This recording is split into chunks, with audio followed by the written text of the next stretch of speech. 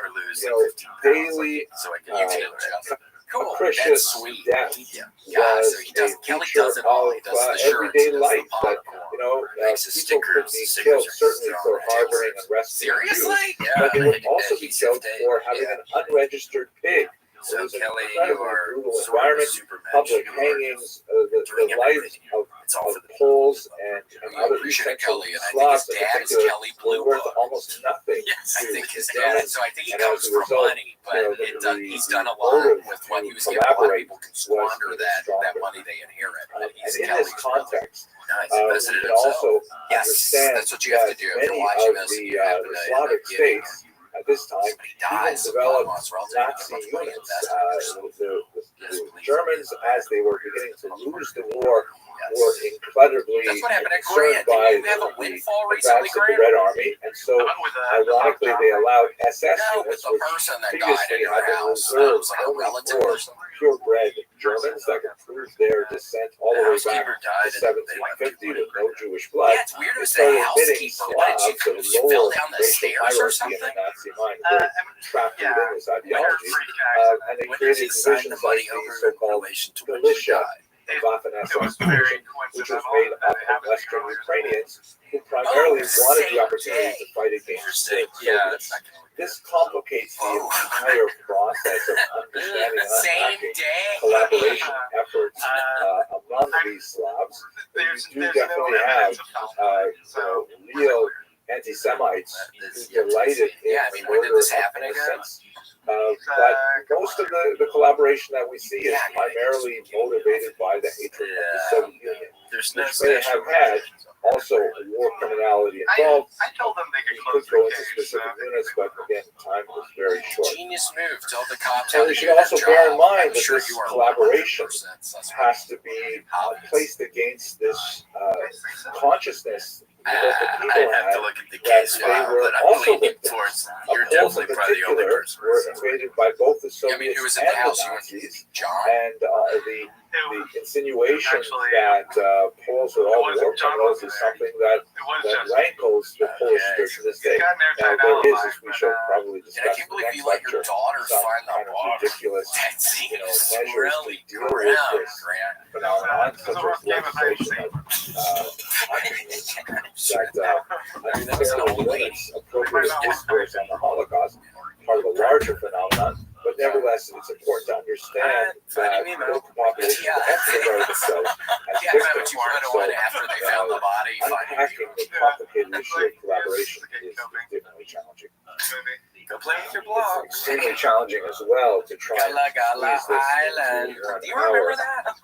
But Oh my gosh, it was a Nickelodeon show. And I was reminded of it because the only fashion for at least 5 minutes. surgeries at I that time, the only apologize surgery I for had was my the mom time just taking is out more in the accurate. room when you're recovering. Resistance among Jews was seldom. fairly If widespread, you knew as it, you can he's see too in young. this United States Gullah, Holocaust Gullah, Memorial Museum. Gullah, And since we are, since these lectures Yeah, are I delivered think to they're. students I think they were in Jamaica. I think they were on the big island. the most inspirational figures of Jewish resistance, a young Hungarian woman Oh, there it is. who had Okay, so emigrated this I from have not Budapest seen, to but I Israel like that. as an Is he a little animated She frog? was so moved He by is the a- suffering it's a- of co-religionists in Hungary that she signed up with the paratroopers to parachute into Nazi-occupied Europe and to national resistance. She was captured, she was betrayed, and although she was tortured and killed, she refused to divulge the signals that allowed the captain to use the radio that she carried with her. It's another remarkable story of That's heroism exciting. Well, I of a can't very stop young thinking about woman. what I want to explore next. So you do I was have thinking some sort of rainforest. Is probably the only military place that resistance has of this form. metal However, detector one of or the no characteristics of Jewish metal resistance detector is that compass that is tended to resistant occur to fairly like late sudden in bursts the of war solar flares, so I for don't get lost. reasons that Yes. I'd like Because to how explore. is But we should also understand if you were to that get lost somewhere, armed what is resistance your may have ability would you give been yourself for delayed being able to survive a for very reasons we'll decent explore. There are many experience with other us? forms of I resistance think I saw when in a you movie are once if you have subject to a a cap of degree love, that you put like would some have you die, that even choosing to live is understood as a form of resistance. And in the Warsaw Ghetto, for example, one of the hellholes of the Nazi Empire, Jews set up a tremendous network of charitable institutions that were designed to promote life rather than to allow it to Who's Willie the sneaky little snake and sneaky saw? Oh my gosh, what a mouthful. Medical schools. I mean, it's It's amazing. quite hard thing to Lending have. libraries, theaters, all kinds of activities, orphanages run by people like the incredible Janusz Korczak, the famous So in school, child would you say psychologist who kids with the dedicated W last name or the months S of his last life name? to the welfare of I his usually children. just And left you have the incomparable Rabbi Rothschild Shapiro, who is someone I've studied and written about extensively, who insisted on remaining with his parishioners right until he was shot in the context and then you get really of anxious. the failed You just rebellion. want to leave. But when we look at I'd rather be the like resistance why Jews, we try to understand it because again, in a fucking you know, class. we wonder why Yeah, that's a they sleeper resist thing early, to do right? They on rise up LSD earlier. is We running have to over point to trash several cans in factors. your car. That's really Nazi not going policy, to put the collective punishment is anxiety very in important. overdrive. My Generational anxiety would be through the roof if I was in a car in the first place. We're working with a Garbage order cans is really model gonna go. that has served the Jews fairly well for centuries of trying to basically stay out of trouble and ride out the punishment, hoping to emerge unscathed the other side. Yeah, I mean that And this is that something do that it yourself great car washes. It's like how Bella what Bilderberg I has didn't go to school for this. How am I supposed to? How do you get the top of the car? I'm not talking longer meditation, but to state it briefly, That's how we got into this. historically, Jews living as a That's what minority in happened to Europe, freaking in Ray. particular, What's that main had guy's name? Mark learned McGrath. That's what happened to Mark that McGrath, they dude. So simply be is, careful. suicidal to try and take That's up what arms happened. Yeah, that's against Mark an McGrath's invading Ford. authority. It happens on occasion. It's a late You see 2000. Jews, for example, defending Well, local what's cities going or on today? Are you having a good day today? I'm at the hospital right engaging now. military activities in Provence, For for example, yourself not or exactly for someone Ashkenazi else? Jews, but nevertheless, For work. reducing the south of France. For myself, like, But for most of this period, I'm not doing Jews had learned that there Yo, were what are two you, like an basic ER ways nurse, that or were what kind of more nurse likely are to you? ensure survival. I don't know, The man. first was to ride and I the just kind of offending hand it. local authority to offer a contribution or a gift Do you ever go through the boxes? What's in the boxes? Is it or different? Is it pills? simply run away. Morphine? No, there's no good shit. It's all like me and This is what one of my students coined the feed or free I got strategy some of pretty good medical Jewish schools, though. existence. And it worked Like what? pretty well Like for drills and a shit. good I'm 1,000 like, I years don't of know, I could Ashkenazi probably history. put you in But plants what did not work, and this is really the key. Good to know. Yeah, my dad's buddy just got hit by some street racers in Memphis. Got hit on his bike and he's 75. a mental Has to model get a new hip of now. what Nazism Kind of what he represented. gets for being a Hitler's level of anti-Semitism, his type Well, of he didn't anti-Semitism, deserve that. was Mr. such House didn't that deserve bribes that. were Really. not So, to be but considered. I hear This was you. some Yeah, kind of like you have to be on your P's and Q's. diabolical Where are you right messianism now? where all Jews had to I'm be in destroyed fuck, in I order don't to know. somehow Like Granite save the City, world, Illinois. But I'm from St. and Louis. that there And was when I no go downtown, room if I to get flee. caught in So crossfire, I don't therefore they like it's simply could part not of the compute part of it, you know. You go to Memphis, St. Louis, Chicago. Yeah. Is younger Nelly still generations, huge in especially St. important Louis? because they were not laboring under this misconception to the same degree. What a As a bummer, result, right? I it can't was only believe that. there's a large St. dislocation Louis there. from Warsaw, for example, in the summer of 1942, well after the spring of 1942. Ray was from, I thought he was from Louisiana or something. Ghetto uprising. Oh, I thought I was So with this, we're going to continue with the final chapter in the next lecture. There is, thank God, for Ashkenazi Jews, but not for the 6 million Thank you very much for your attention.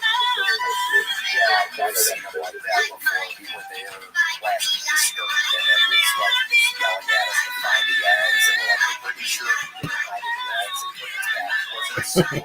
Yeah, I got there a couple hours. I got exploring. I ended up exploring for eggs that day, but whatever. What are your plans for Easter? I mean, I guess they'll probably dye some eggs, and then You eat them? I was just thinking about that. Like, I don't like you. Maybe the Hello, fellow students of Jewish history. Over the course of this video, I'd like to walk you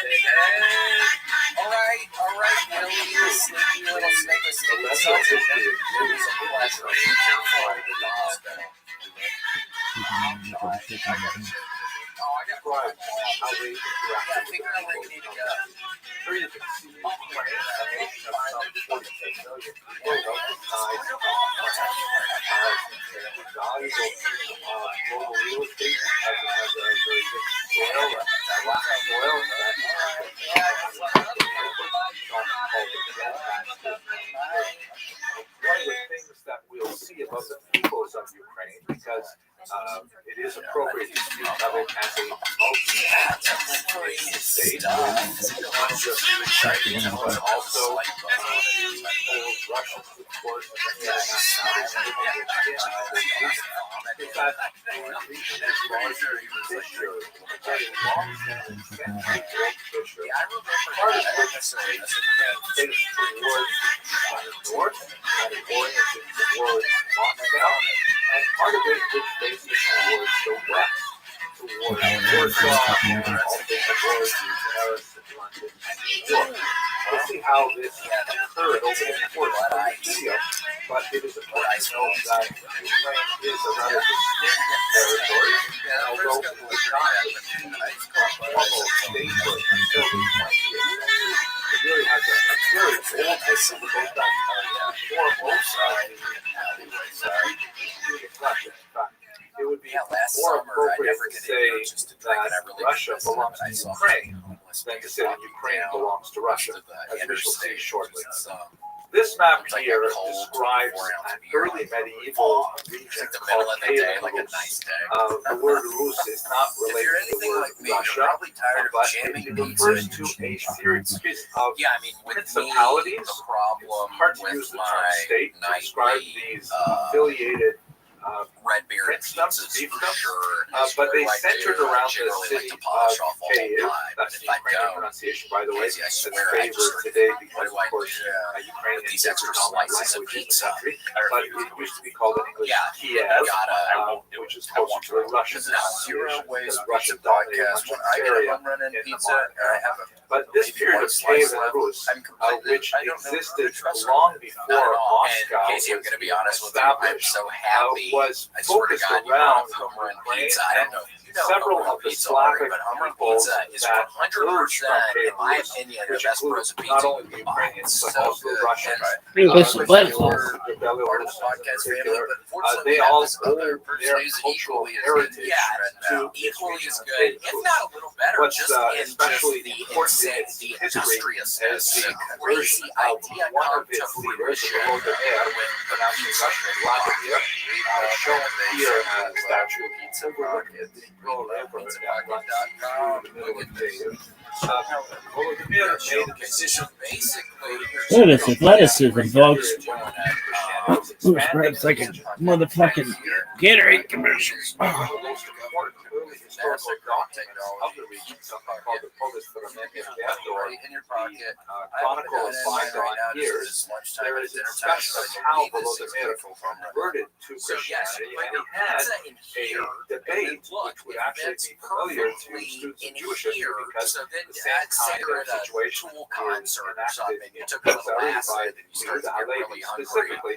Volodymyr, in the 10th century, invited representatives from all the major faiths to not only Muslims, but also Jews, two different types of Christians, Catholic, and Orthodox.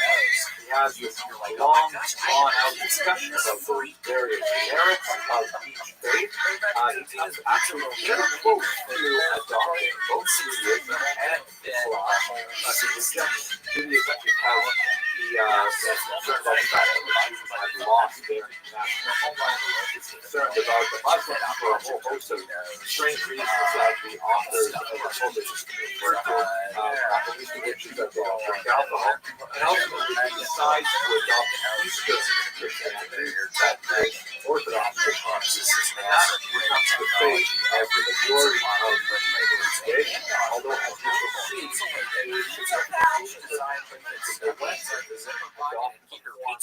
Catholicism, which retains certain important aspect of Orthodox practice, even And while that's another remaining, thing that I'm just allegiance thinking about to now. the cult. Say you're somewhere Now, that's where do freezing you get cold, these you Jews need to a debate little with? extra In the Provost, warmth. they brought them Put one of these from bad boys on Khazaria. and put some Khazaria is a semen on pizza, fascinating and this is going chapter to keep your in chest Jewish area history. We don't have a lot of specifically time to explore right now, burning hot. but it was, this is where according the to ventricles of your medieval heart are that sources, regulates a all your blood temperature. This could literally be the medieval Jewish Chris kingdom McCandless that problem, which is existed he had one of in these the things Black and he was all sick and freaking back in that for actually several not only did you now, want a lot of it, you needed to do something other than berries. stories about Sick. If you what just had the some chances of the conversion of these local people to Judaism. There are some scholars that believe that it's all on the end. After medieval ages, other scholars believe that it was in fact the Jewish kingdom, but Judaism was attenuated, perhaps not sure I understand today, but it is interesting to note that there were definitely Khazarian people who were actively there. One of the most fascinating documents is this document, which is a letter called the Gideon letter, discovered in the Cairo Geniza. The Cairo Geniza is a collection of medieval documents, primarily written from Hebrew characters, sometimes in Judeo-Arabic, sometimes in Hebrew language. And this was a document supposedly from Cairo itself that was a letter of introduction for a Khazarian Cairo alms collector, tzedakah collector. This was what we call a modern Jewish that's a little document that we use, and the document talks about how, he's a member of the Senate, these long hard times, shipping on the help pizza out with the donation. pocket hoodie. And especially interesting is that there are several signatures, as is typical in the 21st century, signatures of various dignitaries attesting to the truth of those persons' bona fides, and one of those signatures is written, as you can see here, in Turkic. Oh my gosh! Rather than in Hebrew, which would suggest that one of the officials, the Khazarian Jewish officials living in Kiev, was not sufficiently literate in Hebrew to be able to sign his own name, but nevertheless was a figure of some importance. So what we know is that there were Jews living in Kiev in the period of Kiev Rus. By the way, there were Jews there much earlier. We believe that there were Jewish settlements and trading posts on the Black Sea, but very, very little data is available. But definitely, by the time you get to the 8th, 9th, 10th century, The best thing there to do is is a not to Jewish have it around. I presence. currently have it. There is even, in fact, a member of the rabbinic school of Tosafot, which left a very extensive commentary on the Talmud, who was called Moses of Kiev. There's several other figures from this period that indicate that there were Jews living there even at the very beginning of Iranian history. Now, what happens to Kiev and Rus is it is overrun by the Mongols, and so there's a period when Mongols take over the entire territory, and when the Mongols finally recede, then the region of Ukraine is eventually absorbed into a very large state, which is called the Polish-Lithuanian Commonwealth, formed largely by a dynastic union between Polish and Lithuanian royalty. As you can see, it's quite a massive state. It includes what would be today, you can see there's modern boundaries on it, the Baltic states of Estonia, Latvia, Lithuania, extends through Belarus and much of Poland, and includes a big chunk of Ukraine, not quite reaching down to the Black Sea. And to this region, you have a massive influx of Jewish migration that extends from the 11th century onward, especially peaking around the 16th century. The reason why Jews are especially moving to the Polish-Lithuanian Commonwealth, which is dominated by Ukraine and the southern regions, is because they are being driven out from the west by an increase in anti-Semitism, charges of the infamous blood libel, post-desecration stories, persecution after the Black Death of 1347-48. These are driving Jews to the east. At the same time, there is an economic vacuum that is attracting them to the Polish-Lithuanian Commonwealth. The reason for this is primarily because Jews become part of a complex economic system in which Polish landlords hold large Ukrainian holdings called latifundia, hire Jews essentially to be leaseholders, to be middlemen for them, collecting income in the form of various types of taxes, produce, poll taxes, taxes for crossing bridges, all kinds of things. This system, also known as tax markets or the rent system, was definitely exploitative. The Polish landlords had very little incentive to minimize their rapacious demands. Yeah, right. That's what on people the are talking about. What if you population. did have family in And Charlotte? they simply would send the Jews in to make their collections. The Jewish community's income was largely based on the differential between what they could collect and what they had to transmit to the Polish landlords.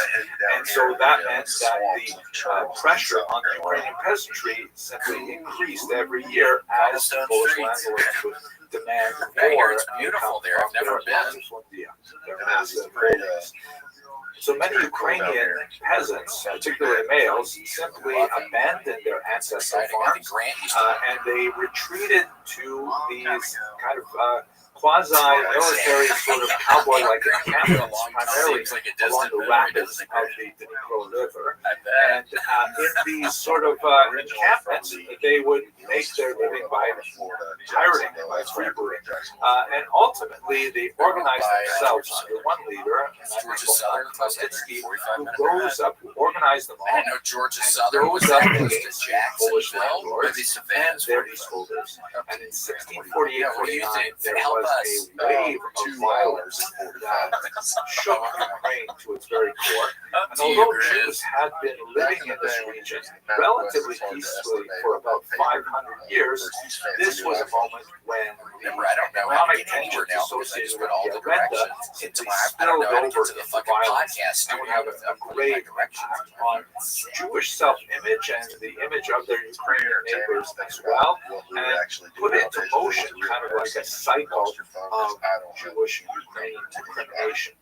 But we should remember that there is a triangular conflict going on here, that Poles are definitely part of the overall picture.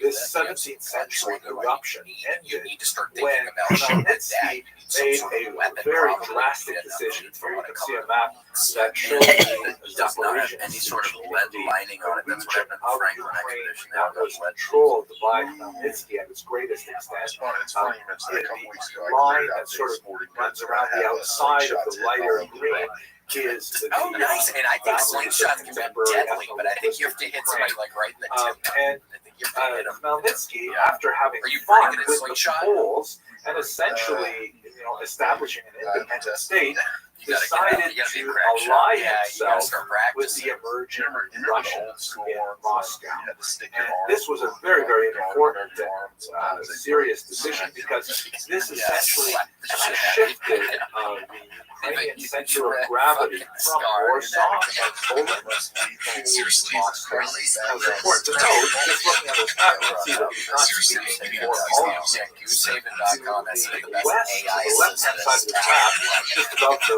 red sphere that represents the Carpathian Mountains, you have the region known as Helchina, and above that, Volyn, which were still in the Polish border. This is the region where a lot of Ukrainians adopted Catholicism. The Ukrainian language they spoke was more heavily reflected by Policisms, and they generally look to the West.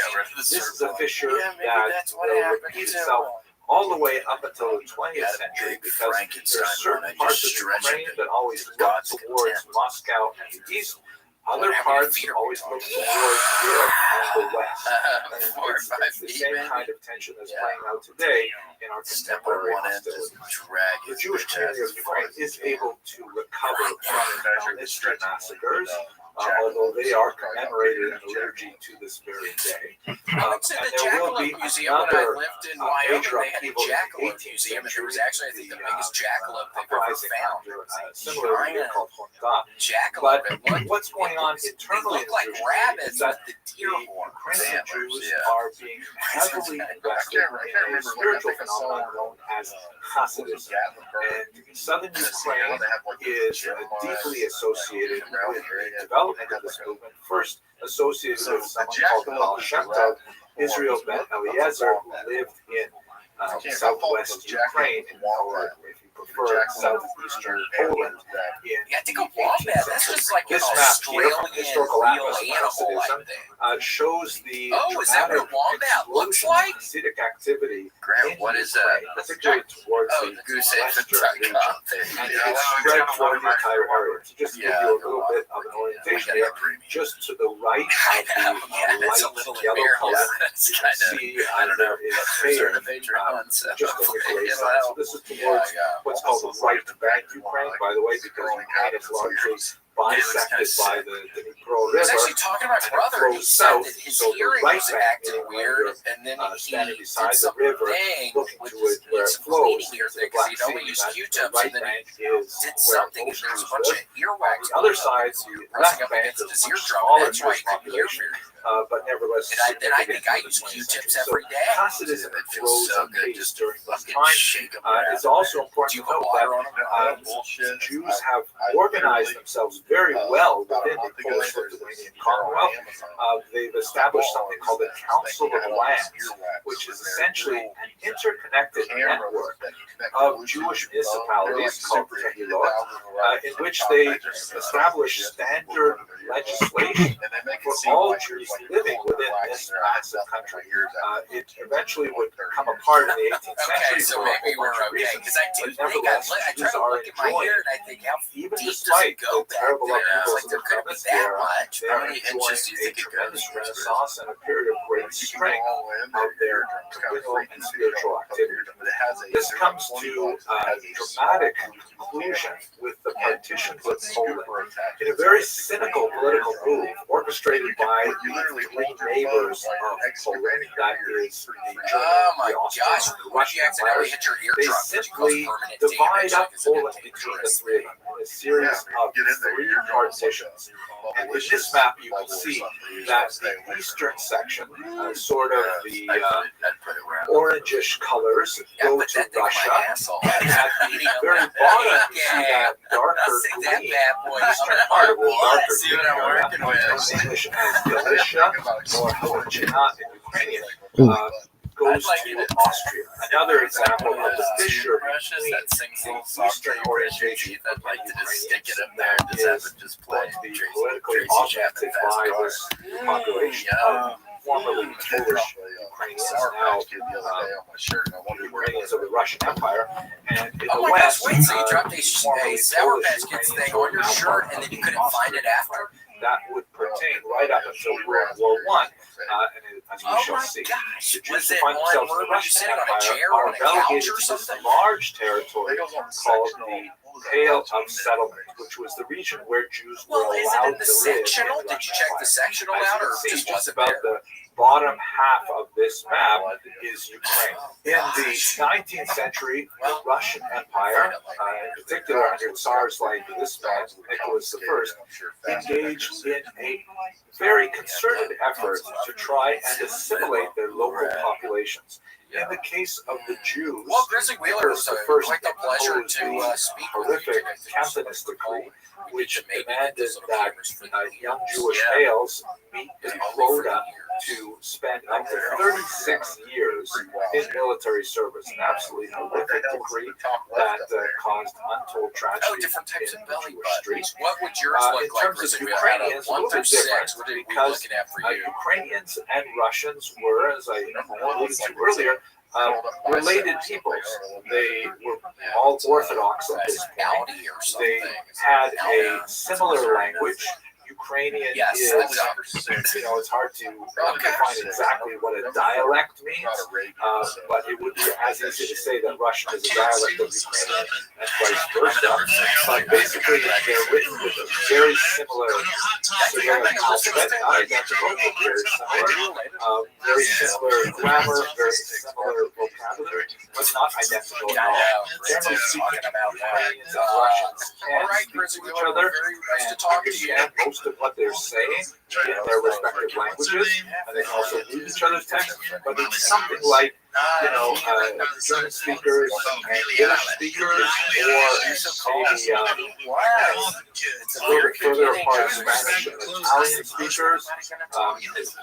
Actually, it would be someone like with a very strong Quebecois accent speaking to someone from Paris. That's maybe a little bit closer than Russian.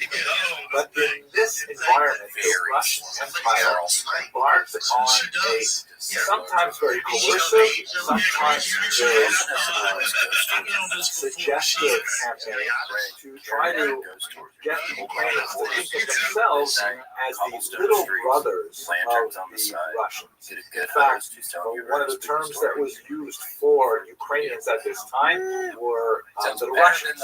The Russians were called Great Russians or Big Russians, trying to convey the idea that they were part of one family, that the Ukrainians were sort of the little brothers of the senior brothers, the Russians.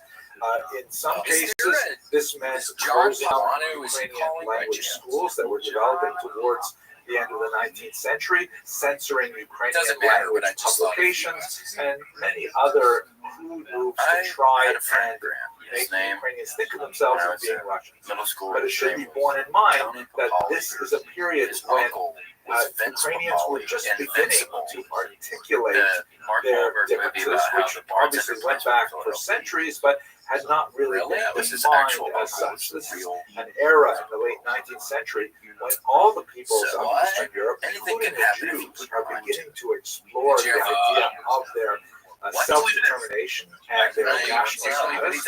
In the case of Jews, it is expressed in terms of experimentation with the Yiddish language and development of Yiddish literature, the standardization of Yiddish, which had been spoken by Ukrainian for about 10 centuries, yet it had never really decided on its own spelling, let alone its grammar. And also for Jews in the development of political Zionism, the idea that Jews constitute a distinct nation should return to their national homeland.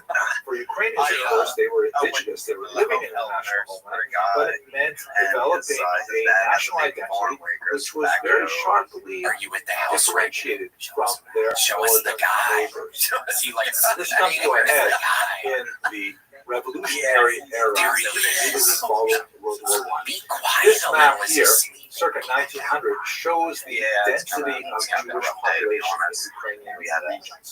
The blue line represents Ukrainian boundaries as they exist today. And as you can see, the Jewish population is concentrated on the western side of the Dnipro River, that's the right bank region. But a significant amount of it spills over into the neighboring region of Austria and Romania and even Hungary. This is, of course, very heavily Hasidic region in particular. And these cultural boundaries, these linguistic and religious boundaries, are often much more significant than the political ones, as we shall see. So during the Revolutionary era, leading up to World War I, and then especially in 1917, when the Russian Empire collapses, a lot of Ukrainians begin to say, hey, now is our opportunity to actually establish some kind of independence from the Russian Empire. At first, it's a vision of a federated Russian state that includes elements of the non-Russian nationalities, like Ukrainians, like Poles, and so on. And one of the great champions for this kind of moderate evolution of greater Ukrainian national expression is this man, the historian Mikhail Khrushchevsky. Khrushchevsky and many others assembled an organization in Kiev called the Central Rada, or Central Council, which included Jews as well, with the idea of hammering out a rapprochement between the many peoples that live in Ukraine, not only the Ukrainian majority, but also the significant national minorities. The Jews, the Poles, the Germans, the Russians, of course, all of whom had different ideas about how to shape the post-World War I reality. Unfortunately, years after World War I were consumed by violence as civil war erupted. parties, so Many they'll have Iris, internal which is and all external women forces active in And then- Ukrainian territory. Then There there's was an attempt specifically by the inheritor of the Central Rada, the directory, Why haven't you to taken the Christmas tree establish down yet? that connection with the Jewish minority. This directory was led by this man, Simon Petliura. And then Unfortunately, does it just Ukraine stay was up 24 submerged all in year? communal violence at this time. What's that trying to say? In particular, there were a series of pogroms concentrated in the year 1919.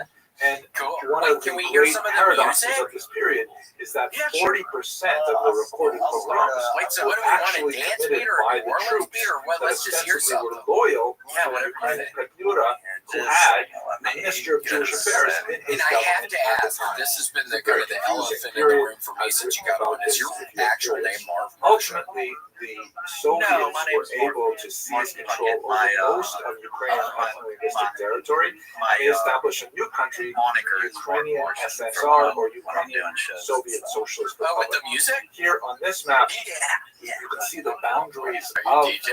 that new country.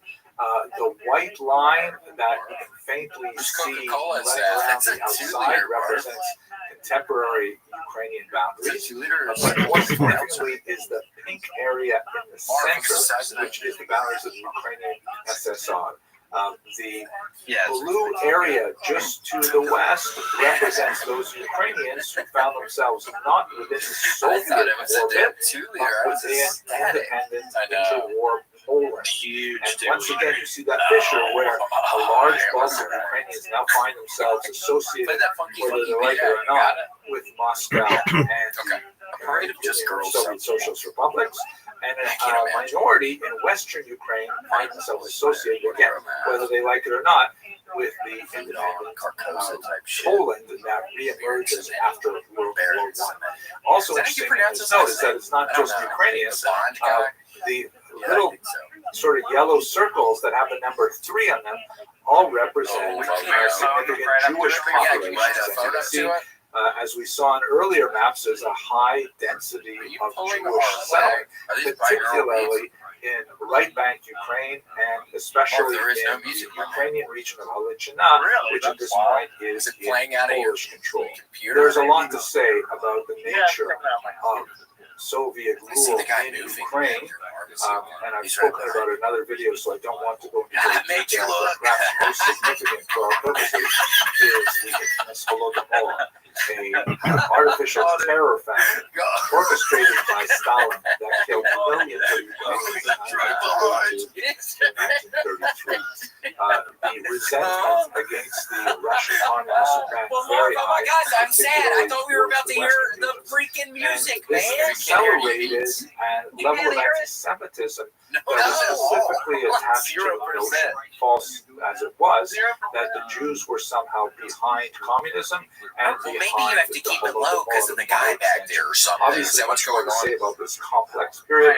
Please have a look at some of the other videos to understand it. But what ends up happening in World War II that's is very that exciting. the region is temporarily divided between Hitler and Stalin by a pact known as the Molotov-Ribbentrop Non-Aggression Pact. Stalin and Hitler agreed to cynically divide the region that separated the two countries, the Third Reich on the one hand and the USSR on the other, very much like the cynical division of Poland 2 centuries earlier. And so part of the region of Western Ukraine found itself suddenly under the control of the Soviets for 2 years. During these 2 years, the Soviets subjected Western Ukraine to The very fornicators beating y'all's ass in Rubberina in the 07 and waiting time period. I'm kidding. Kentucky's always really good, but I think seizure intellectuals and the football team is pretty good now. priests and teachers and finally. you name it, I usually get season tickets what for the happens football in team. Operation Barbarossa I'm really good about going to the first beginning of the season game. It gets too cold. I'm like, I don't even want to stand out here.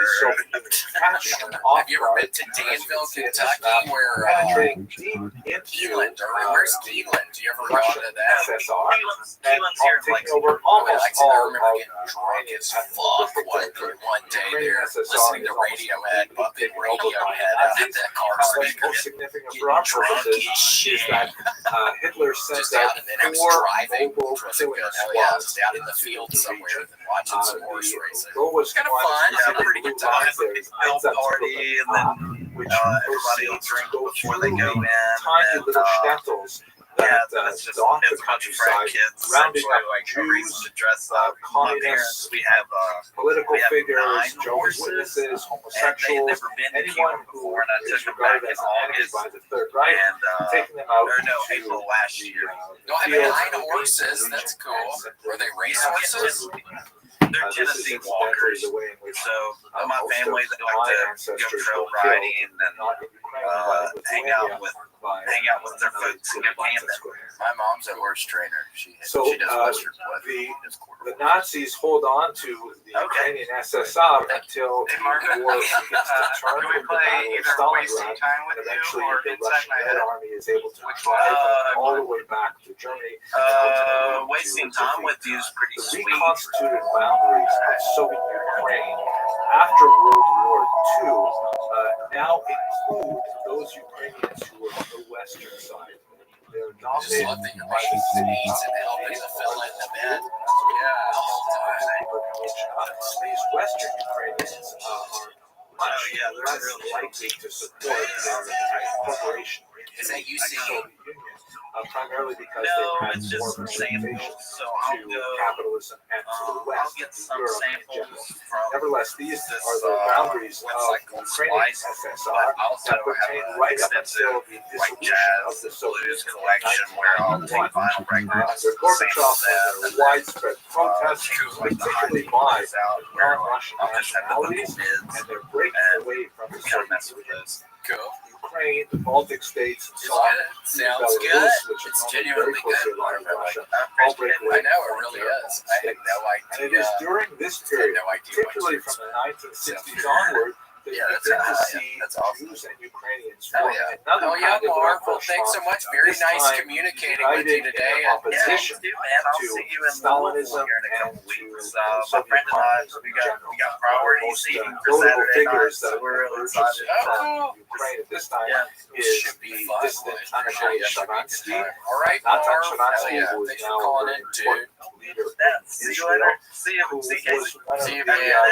prominent refuseniks, that is, Jews who were sent to prison for the It temerity was to sweet. ask That for was peace wonderful when with the he pranked And his in ass. many ways, I wonder if Jews he and just ever gets out of the exiled bed or in something. prison I began to mean, I reform, imagine in my head, like, yeah, some connections bedridden that would guy. later be expressed That's in what I political was. activity. He's right That behind would you. Oh, ultimately fuck, he's result gone. in the He looked. It overthrow made his of ass look. the Soviet Union. He hasn't walked since 1952. Here's a map of what things are like today. As you can see, this map from the Washington Post gives you a sense of the linguistic differences of Ukrainians today. There's no question We could use that a John the right now. further east Yeah, you John go, feels the right. more Russified the population is, at least linguistically. The regions of Donetsk and Luhansk have a certain amount of dissident movements that Putin is taking It's my advantage of. old friend perhaps John. Grant, exaggerating thank you so and much for leveraging getting for John. his John, own holy purposes. shit, it's been what, And 10, it is 15 in this years? region where Yeah, I know. The last time that I saw you, Crimea to the south has Costco, been right? seized by Russia for Is that some time now. Yeah, 10, 15 years ago, well, I was working at the Costco, so that's why. However, maybe it's very you clear know right about the Costco. maps Oh my of troop gosh, buildup $1.50 that hot dog. they have troops You have those in beautiful Belarus blue and eyes, in John. Holy shit. Crimea as well, which I haven't threaten redone actually. and could You gotta be the suggest blue a eyes. very much wider I did. hostilities. How From do the Jews LASIK feel about people? this right now? Well, it's an unusual moment. Yeah, but I got it through Costco. Perhaps most Yes, ironically, Costco the has current more than president of bulk Ukraine buys with is in fact snacks. They Jewish himself, have radio, so you have television, so you have live services. John, thank you so much for bringing that up. Not enough people know they have a medical division from the studio that brought you alongside their Ukrainian neighbors, are very concerned about the future of their country. Jews have the option, which is something that is very rare in Jewish history, but is product of the 20th century, and specifically the late 20th century. Yes. Oh my gosh, and I used to cover my mouth on those bad boys because I'd always be so hungry. Because I would Israel, this is something that the day before that I go in there, for many right out of the microwave, right in my mouth. But yeah, I mean, it was a different time for sure. What were you doing then, John? Jews who are remaining, according to prominent leaders of the Ukrainian Jewish community. Oh my gosh, with those beautiful blue eyes, John. I'm sure you were making a killing then. Are you retired already? Let us hope for peace in the region and a long-standing resolution to this conflict that is in the best interest of all the people. Every now and again, I don't know if it's a bladder infection or what that I have, but I don't and have never had any STDs. But every now and again, I will TT. It happened the other day, and again, and maybe it's because I've held it in too long or something, and I will TT, and man, every now and again, and luckily it's happened before, I'd be scared to death. I know it's fine, but every now and again, and it is a horrible feeling.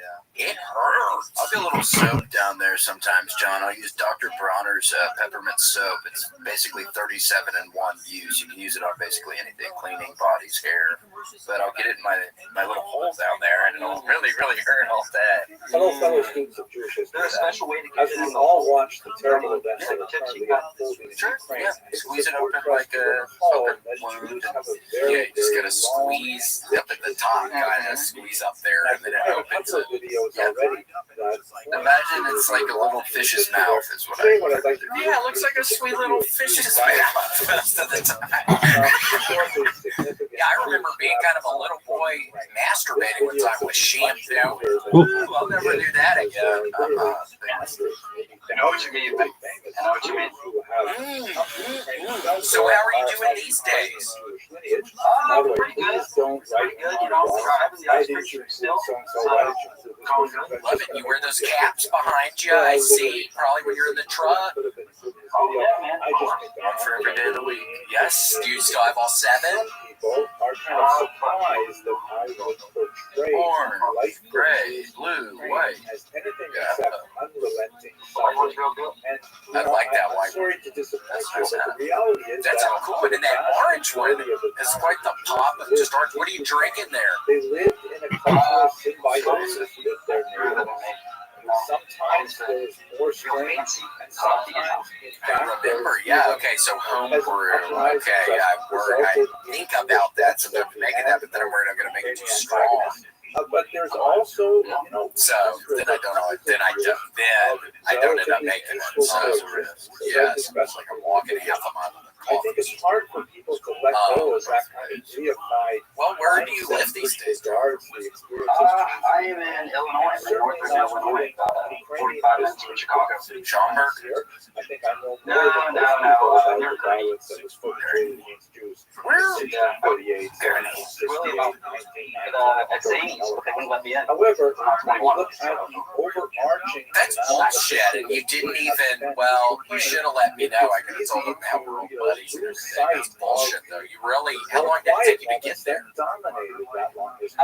I didn't even try and get there. What about Nazi? Oh, I see.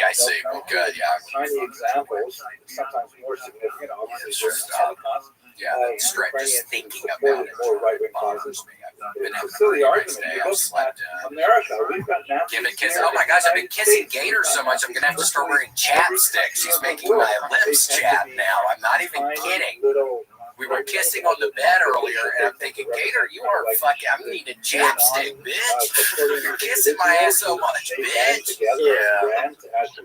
Burt's Bees are buzzed around here. Yes, we're Burt's Bees. We're Burt's Bees. Especially when society has demonstrably taken steps to quell that kind of activity. Nice. Which is Love that. That's a good stick. So are you at school? What are you doing today? Let's have a look at some of the significant Jews that have been Here's a map just to recall what we're talking about when we say Ukraine. These are the contemporary. What school you go to, DePaul? Although it's important to note that with the exception I'm of in community college, just saving up this so a lot of history, $100,000 Ukraine was not a Cool. titular That's nationality. a smart idea. Their own Yeah, I state think that I- they could claim. This is Now with the entrance close to $500,000 in the fucking hole, and I'm starting to think there's some guy that drove his plane into the IRS building here in Austin. And I still often found think themselves like within, 500 in the Poland hole. or Russia. Where do I go from here? Where does it Also, stop? When sometimes do they I were stop? At divided what point do you into get Western sections in Cessna particular found and just themselves take it under the Austrian right into the fucking Hungarians, side of or the Poles, and the Western But group found we'll themselves see. under the Russians, for example. Well, If you John, go to it's a the real pleasure again. earliest It's been, I don't even know how long since it's been. It's history, so we nice actually have to communicate with your ass. the 12th century stands up because there are two figures. It's fucking wild. I didn't know this was real. Well, it's not real, so Grant's using AI stuff, so it's actually a new protocol. Yeah, no, Casey and I are actually in the other room. What you're seeing now is not, the AI has to, the camera has to be interfaced in the other room. So this actually is, yeah, so you're kind of right, but this actually isn't us. We're in a state of stasis, basically. Yes. And there's another Isaac It's from goosehaven.com. reported as Isaac Ketamine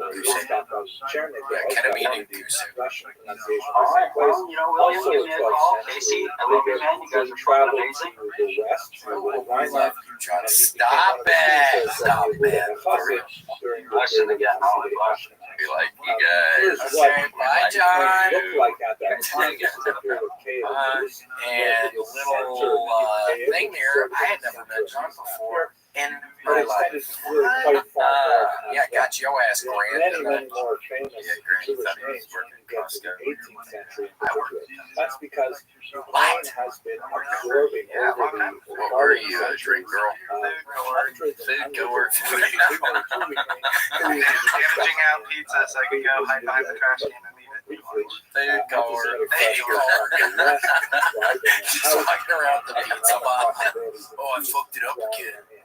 You guys got time for one more? Yeah. How about Here is what that massive state looked like in 1764. The Ukrainian part of it is sort of like the bottom section of the yellow map. You can see there that Kiev is just outside of it. Mr. Balls, there's a Dr. Beetlejuice here to see you. Russia proper. Hey, how's it going? I got some really bad news. Jews, by the way, Would you go to a Dr. Beetlejuice? Yeah, probably.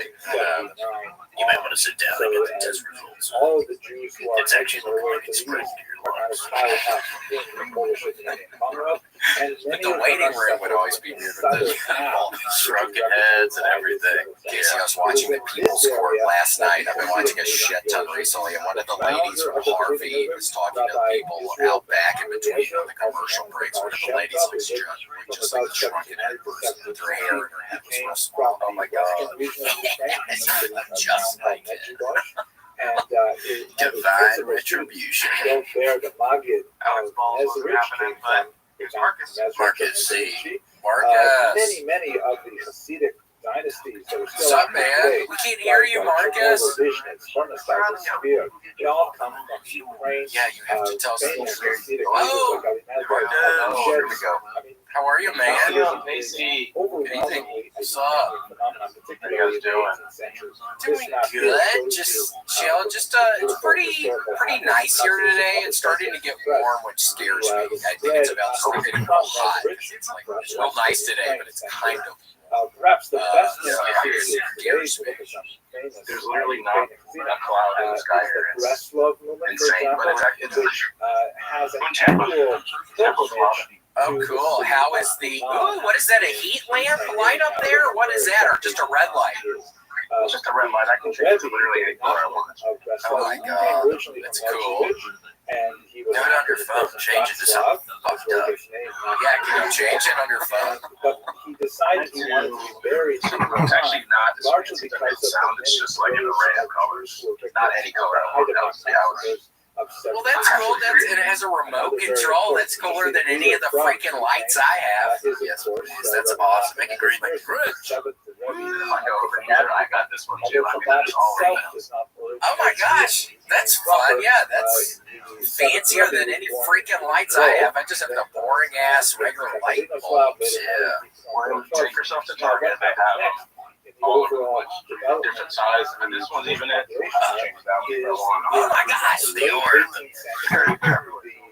I love it. Are they all on the same remote control, or are they on different remotes? Are you kidding me? I can change that guy. That one's probably not on, but I go boom here, and then I'm gonna change this one. I go boom. What? Dude. Oh shit. That's sick. I'm really controlling the time. You are, yeah. I just picture you walking in and just fucking with the lights for a while, and then fucking with them a little later on. Seriously, call the police. It's red. My whole house is red. It's like a period of time. Well, that's fun, especially in Tampa. Yeah, we watched The Matrix yesterday. It was all green. It was incredible. Love it. What's your favorite Matrix? Just the first one? Very successful later. You know, I think the first one's the most important one, but I think the second one is the most fun. It's I like them both. I don't really like the third. I think that was kind of a money grab. But I love Keanu, so I mean, what are you gonna do? For sure. He can't make any mistake. Keanu, and he's supposed to be really nice. What are you drinking, a beer? Yeah, I'm having just a little Corona. Yes, you are.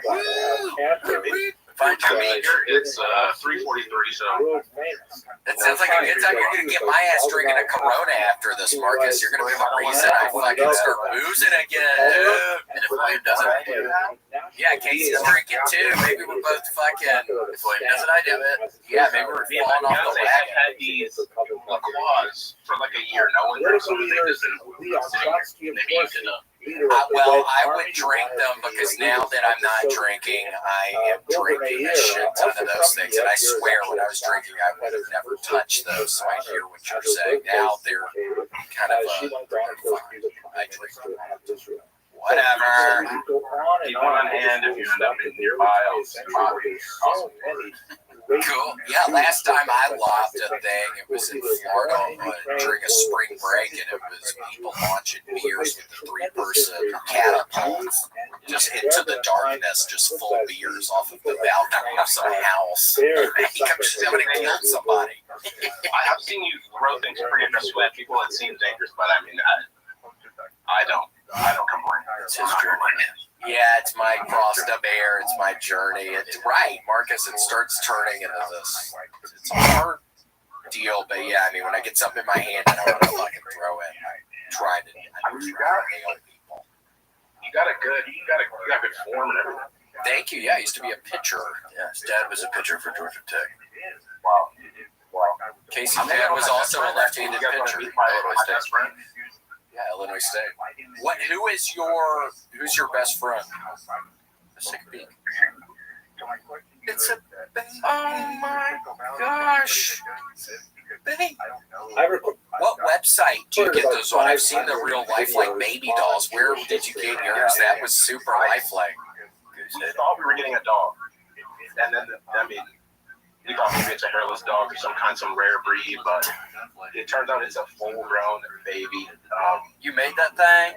Really? Made that thing. It looks kind of like you, Marcus. What is it, a boy or a girl? It's a boy. His name is Stone. Hi, Stone. Love it. Rock. Say hi to your Uncle Casey, Uncle. It's away.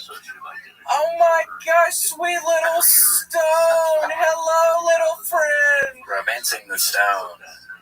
That's a classic. One of the things that surprised me. Well, that's very sweet. So what did you do? Just bust up inside your bitch?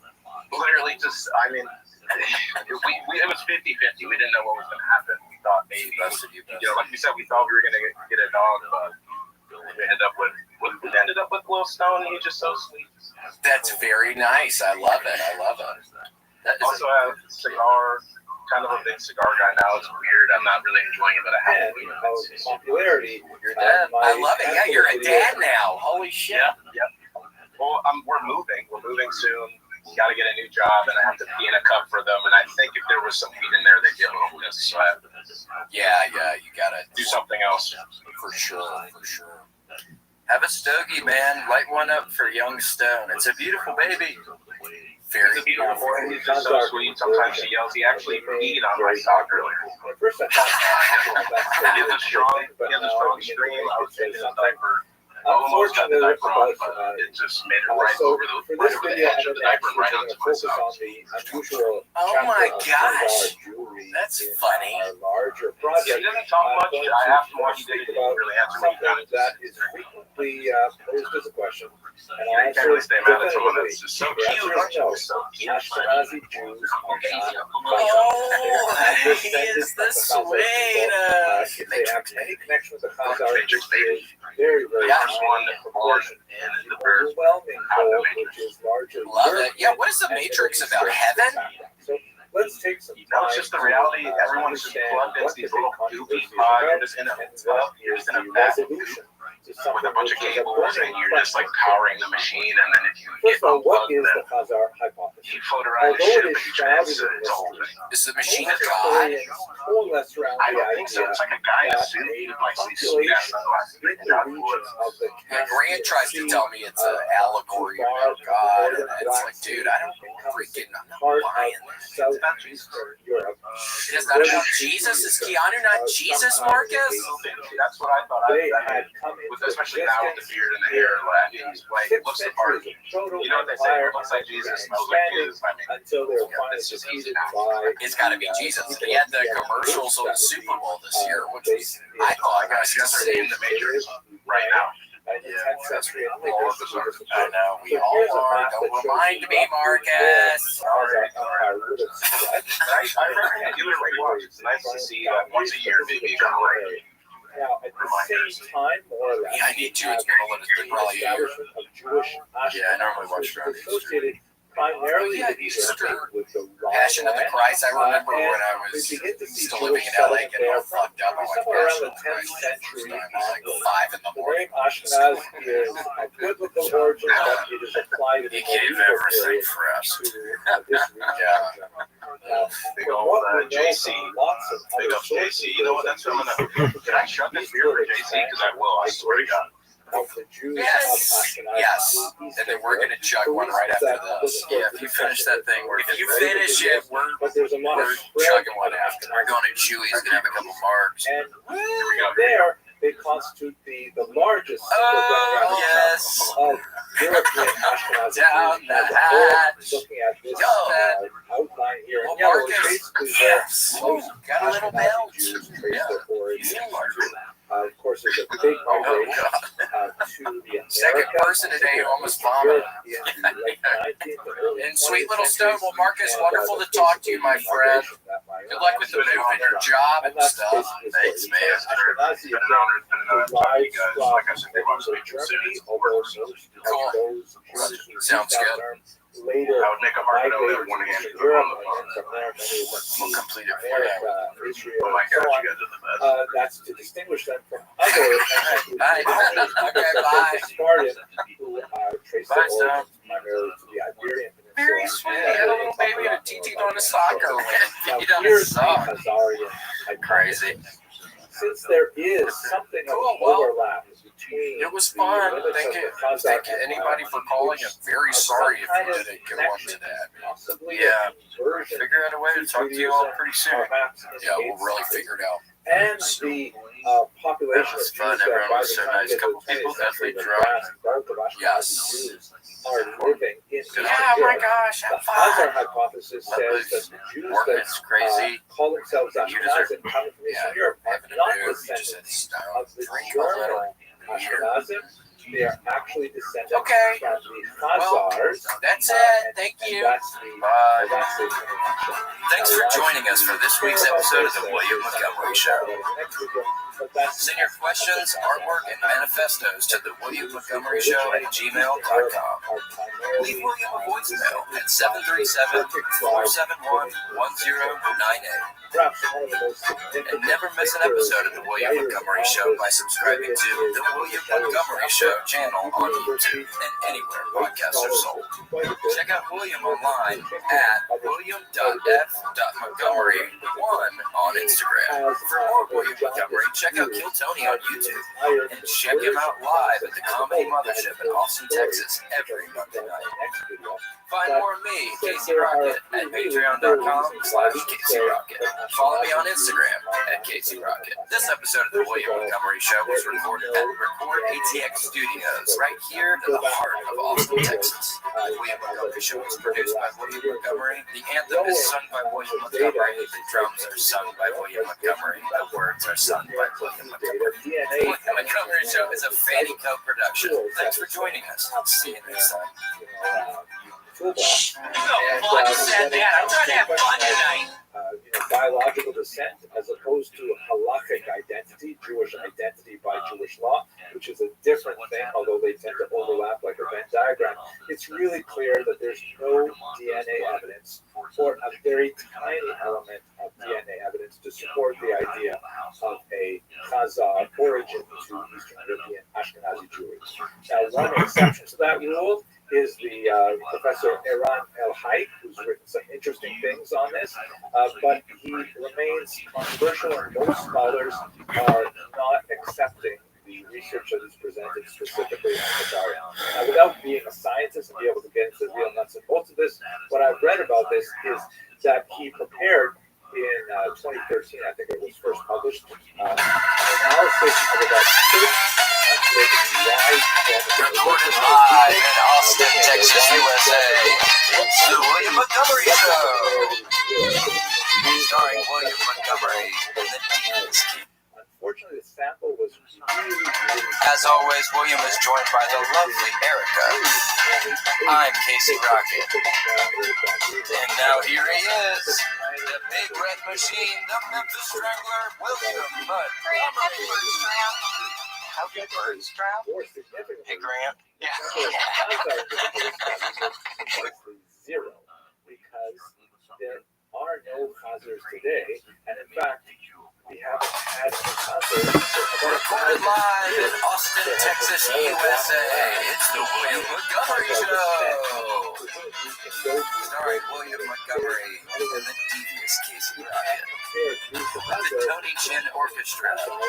William Montgomery Junior Dancers. As always, William is joined by the lovely Erica. I'm Casey Rocket. And now here he is, the Big Red Machine, the Memphis Strangler, William Montgomery. I would consider widely to be a very unreliable estimate, and most scholars we do Outlaw are not accepting limited data evidence to suggest That's how bad does it. Secondly, pile on. Yeah, sure. TikTok, never heard of it. Yesterday's dead. Oh my gosh. Holy shit, dude. How did you get my actual body? It's wild. He's so my dad. That's my actual typed in your name. Ours, Maddie. Wait, what was this voice? There's another producer in another room. You don't even let him in the room.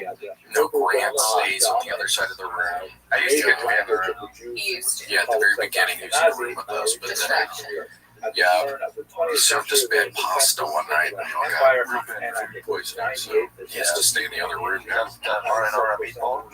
Yeah, laryngitis. Yeah, Grant loves doing little tricks like that to kind of keep control over you. Yeah, Grant. Can you trust? I'm already not feeling too well, so. There are Enjoy those words here and there that are kind of uncertain derivation. Oh my gosh. And also, before we get into anything, Ari, first off, Ari, thank you so much for being on the podcast. Of course. Do you have any cysts? Like, you know what those things are? I have one in my ass. Well, it's the thing. Casey had one on his forehead, and Casey, I wish I knew about it. I had one on my face, and the other week, last week, I was messing with it all one day, and now it fucking hurts. Yeah. Now it hurts. I was touching the cyst tumor. If you touch it, it'll get infected. It'll swell up like a little bit. You see that? It hurts sometimes too. So they have to operate inside house, right? Because I know people who do that, tobacco and stuff, snus and shit. They have to get, like my friend, they have to get the cyst removed. Right, this is the inside out. Wait, is this from the things that I do in my mouth? No, the dermatologist said it wasn't because I asked her specifically. The research period. Dermatologist? Well, that's like a chiropractor.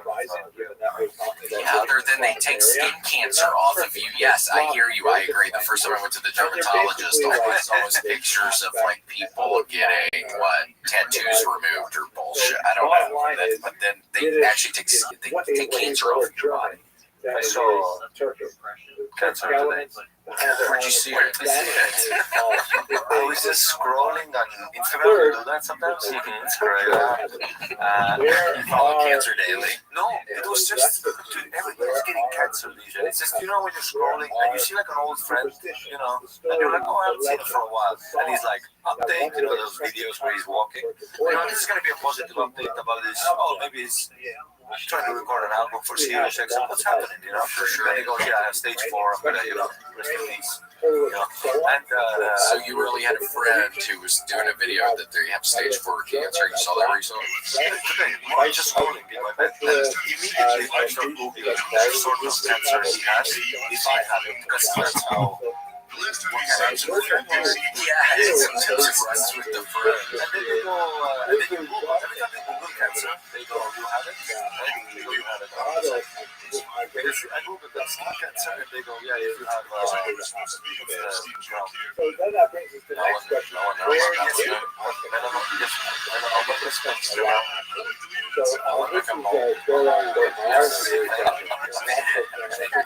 Where is it?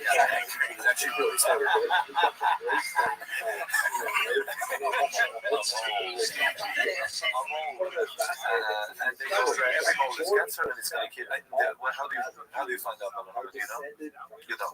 It's just Yeah, no, there's different ways you can look. I think I have one on my chest right now. They go, yeah, you're gonna die. You put a penny by it. And then I was trying to find out about the stages. Because every time I find somebody out who finds out about cancer, it's always too late, you know. Stage 4 or 3 or wait, so what kind of This cancer guy was does your buddy have? stage 17 melanoma. Melanoma. Yeah, and was like, oh yeah, and it's not Do you comment? Yeah, what do you say? And do you like those posts? Like, do you like that he has cancer? That's what Kat was saying. Or do you like that you posted? Wait, I have to think about it. I mean, it was like being funny with it and stuff, you know, like he's a funny guy. But still, I don't know. And everybody has cancer. I don't think this particular cancer.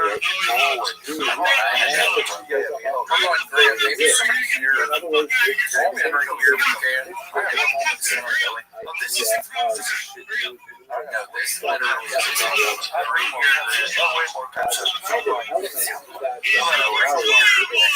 my finger is. Just check where my finger is. No, that's a regular mole. Just look at this one. This is melanoma. That's not a melanoma. This one is melanoma. No, it's a regular. It has regular borders. It has regular borders. That's what makes my nipple. What do you have? Show right there. Mine's my waist. Grant, you zoom on this. Pop it on my nipple. Does yours have a regular border or is yours a regular? This is not a belly button. This one. This kid right next to my nipple. You can see it right here. You can't zoom in high. You can't zoom in more. Grant, How am I so tagged? I don't think you have to worry about skin cancer, dude. Quit flexing them. You have a beautiful colored skin. You have a beautiful colored tan skin. I think my skin just wants to. Your face isn't that tan, but your chest is very tan. Yeah, you're super tan. Tan in all the wrong places. How'd you get so tan? I think a large number of people are starting to treat it's a period of time. the sun treats me well. I get blonde, I get tan, I get It's a blonde color.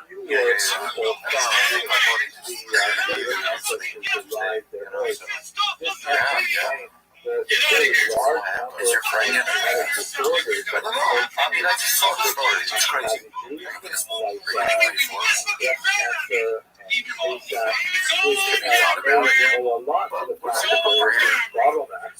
Go to Big guy in the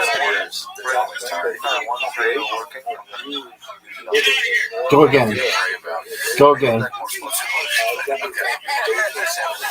Well, we did one prayer. Jesus gave me like one prayer for Anna, I think. So, yes, for Anna. Sounds like an animal thing. Yeah, for Anna. Yeah. We used to 3 of our weekend nights for 3 years. This is like the most Canadian shit I've ever Anna, seen. but we used to do one because our business was basically nosediving during Q3. And we got together and we combined our prayers 3 each. So we did 6 prayers, like better dropshipping location, better packaging. 100% never invested in plastics in Q3. We invested in this plastic thing, dropshipping, Amazon, whole deal. We invested a lot into just learning about this method, and then we invested in these plastic cones. It turns into like this logistical nightmare. Just it was a trying time for sure. And it's quarter 3. It's like you gotta get the profits better for quarter 4 for sure for the investors. It's quarter 3, I don't know what we're doing, but the prayers help. And around the holidays, the investors, they start calling. They go, I got Christmas, I got kids, I got combs. I'm into my neck and combs. How can I get rid of some of these things? Our hands are tied with that. Yes, Merry Christmas, though. Happy Halloween. I hope you enjoy them because we can't sell them worth it. Yeah, so you're stuck with these things. Don't try to ship them back. That's why we don't put our address in Amazon for a reason. You can't ship them back. We ship to you. If you sell them better on, for every comb we sell, we get 2 more combs that come in. Yes. We have like 2,000 of them on one. Yeah, go. Like the plastic comb. Yeah, like the switchblade ones, which we thought was funny. So we went way big on it. Yeah, you click a button and you think a nut blade's gonna come out, but it's a comb. Scared the hell out of me. Somebody liked it. And it's give me your money. Who the fuck liked it? It sings like the touch tune toothbrushes. That would sing when you brush your teeth, but it sings like you brush your hair. It was a really good idea. It's a great idea. It's all Alice in Chains. We got Alice in Chains. Well, that's cool. Sometimes I dream that he is me. Got to be like music. Sometimes I dream. Sometimes I dream. Like if I can be like, oh, to be like.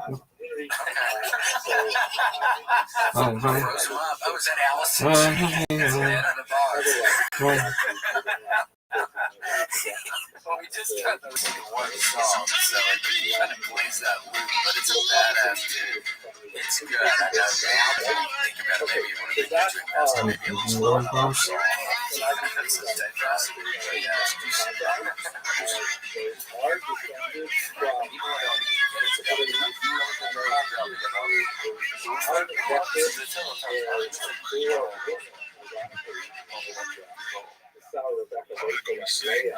That's a good pop-up music. That is funny how you saw some. I went to next video. I went to it is like let's get these chicks, you know? Yeah. It's like anyway, it is funny how you don't know what songs are like. I went to Thailand for a holiday, and there was like a song whatever Thailand. These are great, right? And they're singing, but they don't know any of the songs. Like they sang Cranberries, like they don't know the words, so they're like, you know,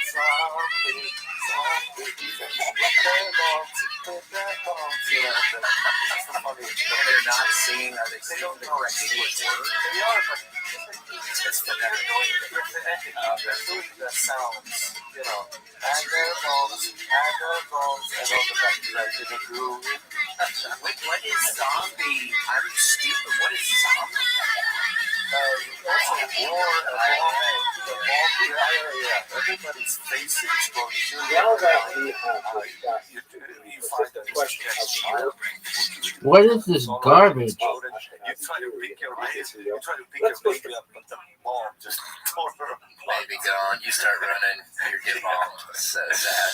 I'm not sure that's it. So that's what I hear. What exactly do you know about the story of the version of the Khazars in that region. Sunday, Bloody Sunday. Basically, Right. In the 8th Yeah. century. You know that? The story of Sunday, Khazaria Bloody Sunday. You know who does is that one? especially fascinating when you think about Yeah. the way it has I been like that one, received by Jewish history. Do you? This is what Yeah, you the too. German historians call the Konzeptionsgeschichte, Yes, on iPhone, it came with the or album. the history of the reflection. Yeah, you two still play every time I turn on the car. I fucking hate it. Whoever made that move, like as an executive decision, I mean, what did you do? What did you think was gonna happen? Yeah. You think you Of the did you think your band is so version cool? is That it this was like, book, oh shit, Holy shit, this is actually really by good. Rabbi Yeah. Rothschild, very, No, very it's like important later years, Spanish you two. I mean, it was like 5 years ago. And then you two went into that Nickelback. The You know, story describes the That Kuzari weird, is where you're, essentially I the mean, story I like of YouTube songs, I like the Nickelback Khazar songs, version but for some reason, as this They great sold out at poet some and point. Like, it's a philosopher beautiful developed day. into a That's nice, massive too. book. We need some like hard hitting, The like story I goes like this. Vertigo Basically, when I there was like a is kid. this King Vertigo, Iran, they made that who's Tomb somewhere Raider around song the about years Lara Croft jumping around with kitties. 740 is a very spiritual Daniel individual. Craig was in the movie. Oh, I never saw the movie. Angelina Jolie. The practice of paganism among his people, I even made a and fake passport. looking at the Because I was so in growth love of with monotheistic Angelina Jolie, religions, I made like a Christianity fake and Islam. passport where I put Both Christianity put, and Islam are making geographic headways in Central Asia and approaching its borders. And he thinks to himself, so what should I be doing? Should I be remaining a pagan? Should I join one of the other faiths and so on? And so he has a debate where he gets together a Jew, a Muslim, and a Christian. I know it sounds like but then my friends, when and they he were has in them my, have we were playing, I a was trying to be trilateral cool. debate They over found that which passport religion and they made is fun of it, superior. and I tried Yet, to act like I as don't you know what might they're talking expect, about. given the Like who fact else that in this this is house would make Rabbi that? Yehuda Halevi I writing had it, Tomb Raider on King like Milan decides to accept Judaism like, oh, my and dad. Yeah, I was all playing of my his stepdad. I was like, I don't know, courts you know. and Also, Khazari, PlayStation 1, Khazarian look at people ultimately those follow pixelated the banging tits. Because this is a remastered Lara Now, Croft, but they used to do I hope these you super notice that there's 500 years difference and I was just between jack off to the these setting of this story and the authorship of PlayStation 1, Khazari. That's PlayStation half 1, a Tomb Raider. millennium. Did you play it? That's a I had lot of N64, never time. We PS1. have I to had both understand that my the parents got a divorce, so Khazari you know, was two chosen kids. as Things a were looking subject good over for it. Where were you Rabbi again for those who because know? of circumstances in the Iberian Peninsula James in Bond his Goldeneye. day. Yeah, I love that. Specifically, PlayStation the tomorrow. trilateral relationship I between love Jews, the PlayStation 2 which was James very Bond games. I unique played every single one of them. I got these for Christmas. Rabbi Nightfire, Yehuda Nightfire Halevi was essentially wonderful. used the Their head's story really big on the of N64. the Khazars as a kind of literary foil to have a larger philosophical discussion Gotta have the about paintball the mode relative on. merits Yeah, of that was Judaism, great. Christianity, Chopper and Zone Islam. was always Yeah, super Boston scary. Gold like By doing so, 1995. to demonstrate the Moscow superiority of What's that? It was a great That's One of the the best. essential idea of the Khazari because that's how I and grew up. the actual I think same with me historical too. I saw that on elements the of the airplane. I saw version of the Goldeneye Khazars on is the not airplane. necessarily important for Tina West Turner. I mean, it's an amazing soundtrack. That whole the opening credits, the scenes, the So let me betrayal. set aside the Khazari as a historical source. That character, I think that's a character. Yeah, isn't that one of the guys? Trevelyan. What's Tomorrow Never Dies? Is that the diamond one? What's the one where forever? Yeah. So Wait, no, let's what move is back a couple hundred years no, to wait. the correspondence of Hastite and the Shepherd. Again, we're still about 300 years distant from the actual events described, but this is a fascinating, very important source, which was exceptionally important for Yehuda Halevi's work as well. Hastite and Shepherd, who I hope we will discuss in a few lectures when we look at I'm impressed you remember very all the details of Bond. who Wait, so which Bond do they have the dedicated stealth his ship? Jewish communities Isn't there a throughout the stealth Mediterranean ship? basin. And it was Tomorrow Never fascinating Dies? that the story of the Khazar version, which was known to him. And so he sent out some emissaries to try and reach Khazaria and find I out, do remember you that. know, Actually, yeah, watched that one what's kind of going on recently. there? Is the guy's actually Jewish? Is this actually a Jewish kingdom? Now, for reasons which will take us beyond the scope of our discussion, his emissaries did not succeed in reaching Khazaria, or Who else is speaking up with there on that any list? actual Khazarians, but they did receive correspondence from someone who purported to have brought letters from a King Joseph of Khazaria. These letters are absolutely fascinating. They relate the story of the conversion of King Ulan.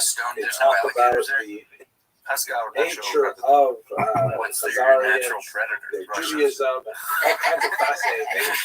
But it's widely believed that these letters were forgeries. In other words, the people who provided the letters to the messengers of Shastai and Shabbos were essentially engaged in some kind of con. And they have no bearing on the actuality of Khazaria, and they don't have historical value for that purpose. So they're fascinating and they're really engaging. But interesting. I've never thought about it. I think you're probably correct on that take, but I've never thought are they authentic? Yeah, are they what actually better letters food, from better Joseph? get shit done. Like if you're middle low. We do know, however, as we get closer and closer to the original dates, that there were medieval Jewish travelers who either had direct contact with Khazaria or direct contact with Khazarians Papa John in actually has different been staying places with and Granger. report, however Grant briefly, sees on that their Jewish status, sometimes with a degree of surprise, sometimes with a degree of skepticism, but nevertheless, there's like more and more little tiny bits of evidence piling up in a lot of places. As we shall see, many skeptics would say that the plural anecdote is not straight up, but it's hard to toss away these little bits of information. For example, here's a fascinating document which was found in the Cairo Geniza. We will have opportunity to speak about what that Geniza is in lectures from now, but basically it's a medieval trove of documents which were literally thrown away, but were amazingly preserved until they were unearthed in the late 19th century. And in this trove of documents is a so-called Kievan letter, which is basically a letter that is familiar to anyone that is in the Jewish community today. When tzedakah collectors, charity collectors come by Jewish homes, they typically present a document which is called a tzedakah, and it's essentially a statement of the bona fides of the bearer of the document, saying that this person represents a legitimate cause, is going in hard times, supporting orphans, widows, or a charitable cause, one or the other. And it's expected that when someone presents you with this text, which may be issued by the local community in which the donor lives, or may come from the originating community, like Jerusalem or wherever, then you see a charity and they will build up the house. So this is exactly what it is. The only real difference between this document and the one we use today is that the ones we see are laminated, typically this is not animated, but it comes from TM, which indicates that is part of the range of Khazaria. The great Harvard historian argued that Kiev may have been founded by Khazarian Jews. At any rate, the letter specifically describes how the person is falling out of line, the person is worthy, and he should specifically support his cause. And then, amazingly, at the bottom, you can see it's highlighted here in this particular image. There is a signature in what appear to be Turkic runes that say, I have I need to download it again. I've never. It's Kazam. It's not Shazam. I think.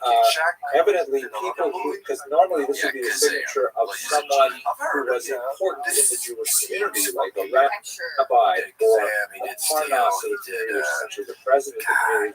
And he obviously is completely illiterate in Hebrew and needs to write in Turkic runes. Very unusual, unless there was a We have multiple references from Arab historians to a Jewish presence in Khazaria as well. Perhaps one of my favorite examples is their one skin of the looks most important early historical documents that describe the origins of the Kievan Rus population, which later would grow into modern-day Ukraine. It's also shared with the Russian Empire, the Polish Empire, and so on. It's the so-called or Chronicle of Bygone Years, which is essentially a church record of the history of the region. There's a fascinating description of a key element in the Christianization of the region, specifically the conversion of King Volodymyr or Vladimir to Eastern Orthodox Christianity. It's exactly like the story in Missouri. There is a representative of Islam. There are two representatives of Christianity, both Western and Eastern Christianity. You guys great that on Family Guy where him and Peter drive past a pig. I think about this all the time. They're smoking a joint, and Bill Clinton goes, "Hey man, you think we could eat the whole pig?" Not only do they replicate the story that was essentially told in the letters of hostile Joseph, they actually look toward the same kind of scenario. Of course, it ends up that King Volodymyr decides to drive from Austin to Christian Memphis, rather or than we Jewish. go past Arkansas, which is where he was changed. born. Had his seat chosen to be Jewish. They have a sign did, for by the way. him that says, But this is, one of those data points that you can't ignore. Yeah, he's the biggest thing, and I hope he's a president. The idea of a Jewish community. Yeah, president. And finally, he's a president. Really that's the biggest thing I hope we'll ever see. Archaeological finds, like this There's nothing coin else coming out. found in the United Kingdom as part of the so-called Spillings Hoard. There's a whole number of them that come now I remember reading from about Khazaria hearing around about this the time of funny 8th, business 9th century. of This one writes in Arabic, sort of a paraphrase on the famous statement of Islamic faith. There is no God but Allah, and Moses is his prophet. Crazy, because she looks like just kind of some And then there are some tempting examples of Jewish symbols on Khazar architecture, which is limited. There are not a lot of finds, but this menorah symbol from a Khazar archaeological division especially. So all of these things come together to suggest that something really important happened Be careful saying the Jewish stuff. Grant's in this Jewish. region in the 8th century that involved Judaism. And we caught him. This is God. I thought there was too much going on. What exactly happened? Let's have a look at About to get me. Grant. If you ask Professor Shaul Stein, who we met in the last She's getting closer. Yes. talking about DNA evidence, Dr. Sanford is definitely one of the skeptics of the whole story. He says it is, quote, a splendid story. Let's finish the rest of that sentence. In other words, there's not much to it. So, but we still have all these little bits of data, the Kievan letter, the Spillings Hoard coin, and things like that. All that. So trying to put it together, one of the biggest questions we have is, if they did convert to Judaism, I tend to believe something happened there. Why did they convert? It does not seem to be a really good source. Besides, of course, there's another Joseph that has to widely regarded as a forgery, but in that letter, the primary motivation is essentially spiritual religion, and that's very nice, but maybe I think the story is it's also possible that maybe it had to do with the geopolitics of the era, because I did fight through those wars. They did see the rapid expanse of Christianity, which would overtake Spain and then to the Lewis short order. So, maybe they chose to adopt Judaism as some kind of neutral position. Perhaps they hope to say that, hey, Jews are tolerated in Muslim lands under the fact of Lamar, we discussed earlier, and in Christian lands through the doctrine of witness. Maybe they thought they could carve out some independence there. But we also have to remember that there is remarkable silence regarding their association with the rest of the population, which is really not so far away. This was really the real center of Jewish intellect and rabbinics and writing and so on. Why is there silence from Mesopotamia on the Khazar conversion? Just a Yeah. Can you zoom in again, Grace? Rabbis active in Babylonia and Mesopotamia. Those are beautiful. Was it the Karaites we haven't had the opportunity to discuss yet? Why do we have no Karaite sources either? So a lot of questions about why they Did he go to Estonia? Secondly, how Jewish was this conversion? Both in terms of quality. I didn't know the Vikings went to Estonia. I thought they were just I going to mentioned already Canada. that we don't have a clear sense as to whether these converts were rabbinic in orientation or Karaite in orientation. The documents like the Kiev letter just indicate that that particular individual who When I had lived gone at this apartment for a while, there was this Egypt old for the man I purpose of raising befriended who it funds looked had like he fallen used on to have hard red times. hair, but it But turned it doesn't white, really so we say were friends much because he about used to have red his hair. Christian And he used to religious come over to my orientation. apartment and we would do cocaine We don't really have together. clear And evidence this as guy's like to mid-60s. why It was he just such a strange thing. But I think he was in some we sort of also, Vikings movie. very That's what he importantly, always told don't know me and how probably was many of lying them to me are about it. He Jewish. told me he was some old Is it actor. possible that this And was he kind gave of off like a that royal vibe, but conversion? he probably Like we see, wasn't. for He was probably example, some weird, Queen schemy Helena of older guy. I don't know. who converted to Yeah, we Judaism were all with having her fun son, at the time. but her husband remained non-Jewish. Yeah, Is this it was years ago. possibly Gil, his similar first to name the was Gil. conversion I can't remember in his Sinjar last name. in I the don't Arabian know. Peninsula? We Yeah, simply we went up to don't the know apartment one how time in the many lights. I hadn't of paid the Khazari's bills and it was Jews just converted dark to in there. Judaism. And it could And be a that couple this was buddies out simply a there token just like conversion smoking weed in that the took place dark. in the upper Kind strata of and did weird, not kind of weird extend to the time. lower Sorry. population as a whole, who remained Yeah, essentially it's pagan. weird times. We don't know. You're weird at And thirdly, it's a top. perhaps It's the weirdest time contributing to ever. the ongoing mystery about the Khazars, No, what it happened can't to be. them? Yeah, there's no Where way. did We've they been having a go? really good We time. know that the empire lost its political independence in the 10th That's what we're century. going for. And Okay, we're going for Slavs super was destroyed alternative. for the last time. Yeah. But they seem to like pop up every now and then in the chronicle of bygone years. That was a couple hundred years later. We still have reference to Khazars as Jews, It's a who's who. but they don't seem to have that impact on the demographics Yeah, of the there's region. three We other discussed people in the in previous there. video Oh, okay, the okay. lack of DNA evidence of their Patton and intimate Oswald. relationship And with Ashkenazi Jews. Did they perhaps, make an impact on some of the smaller Jewish populations, like in the Caucasus, like the mountain Jews, perhaps? Super simply Bowl don't know. 58.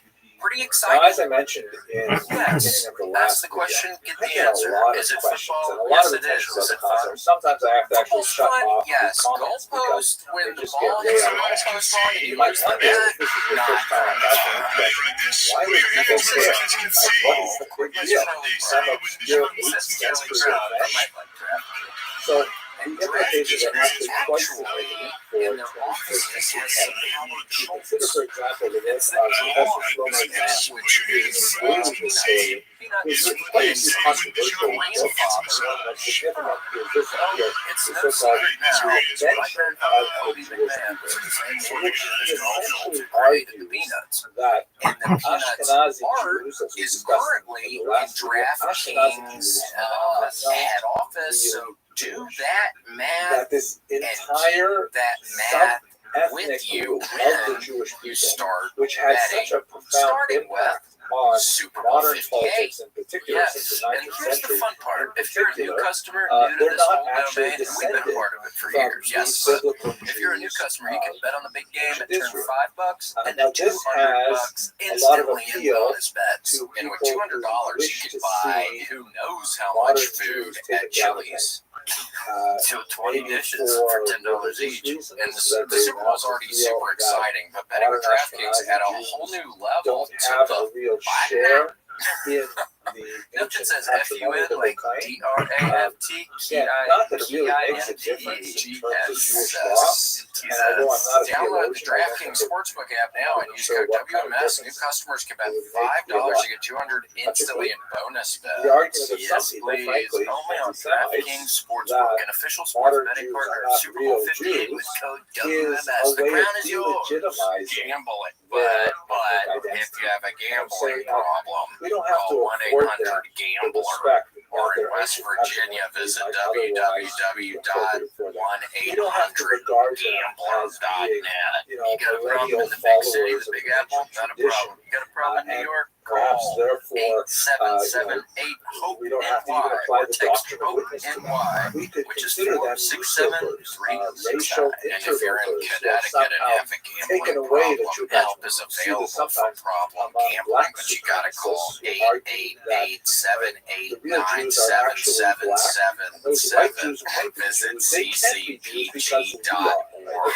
Please play As we've responsibly. discussed, We're when we begging look you at the hand Jews in in hand. Africa, there are Please play Jews who responsibly. are black I'll as have a well. casino It's and just resort in not Kansas, 21 plus, age varies by jurisdiction, void in Ontario. And by the way, bonus bets expire 168 hours after issuance. See dkng.com/football for eligibility and deposit restrictions, terms, and responsible gaming resources. Support the show. Shake up the Super Bowl by downloading DraftKings Sportsbook and using code WMS.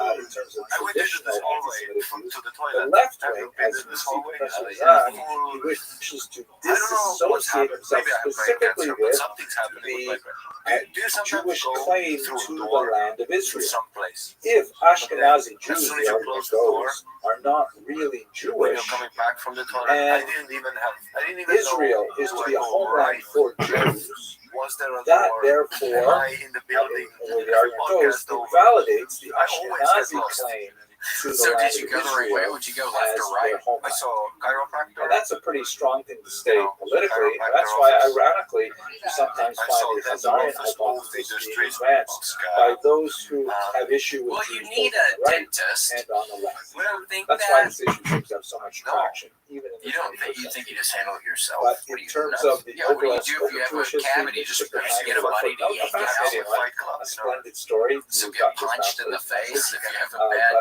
going to move on What if they from this punch the now. wrong We're going to tooth? look at a Then much you more got two significant problems topic. back. You're doing We're going to Charlie look horse to at get the growth right of Middle tooth. Eastern Jews, less and problems. That's particularly what I want said. to look at Well, I had a More Thank you very problems. much You know for the famous Ice Cube song? I had a horrible nightmare. I was telling Casey out front, but I had this horrible nightmare last night where all of my bottom teeth came out. But it was like slowly, and I was like, I swear I was somewhere down in Mississippi or something at like some gift shop. And my friend Rye Dune, we used to do comedy together. He was wonderful. He was real big on Vine. We got to be buddies in LA. He was a funny comic, but he was hilarious on Vine. Yes. Yeah, we got to be buddies in LA, and he was in The Dream.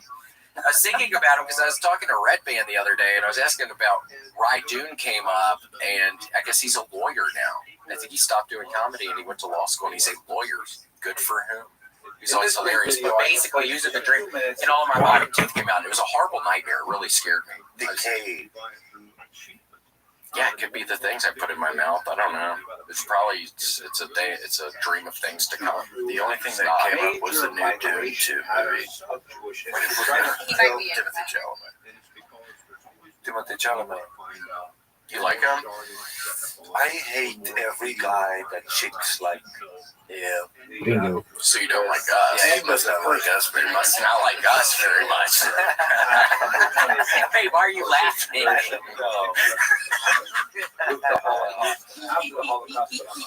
Well, you don't like Rand, then for sure.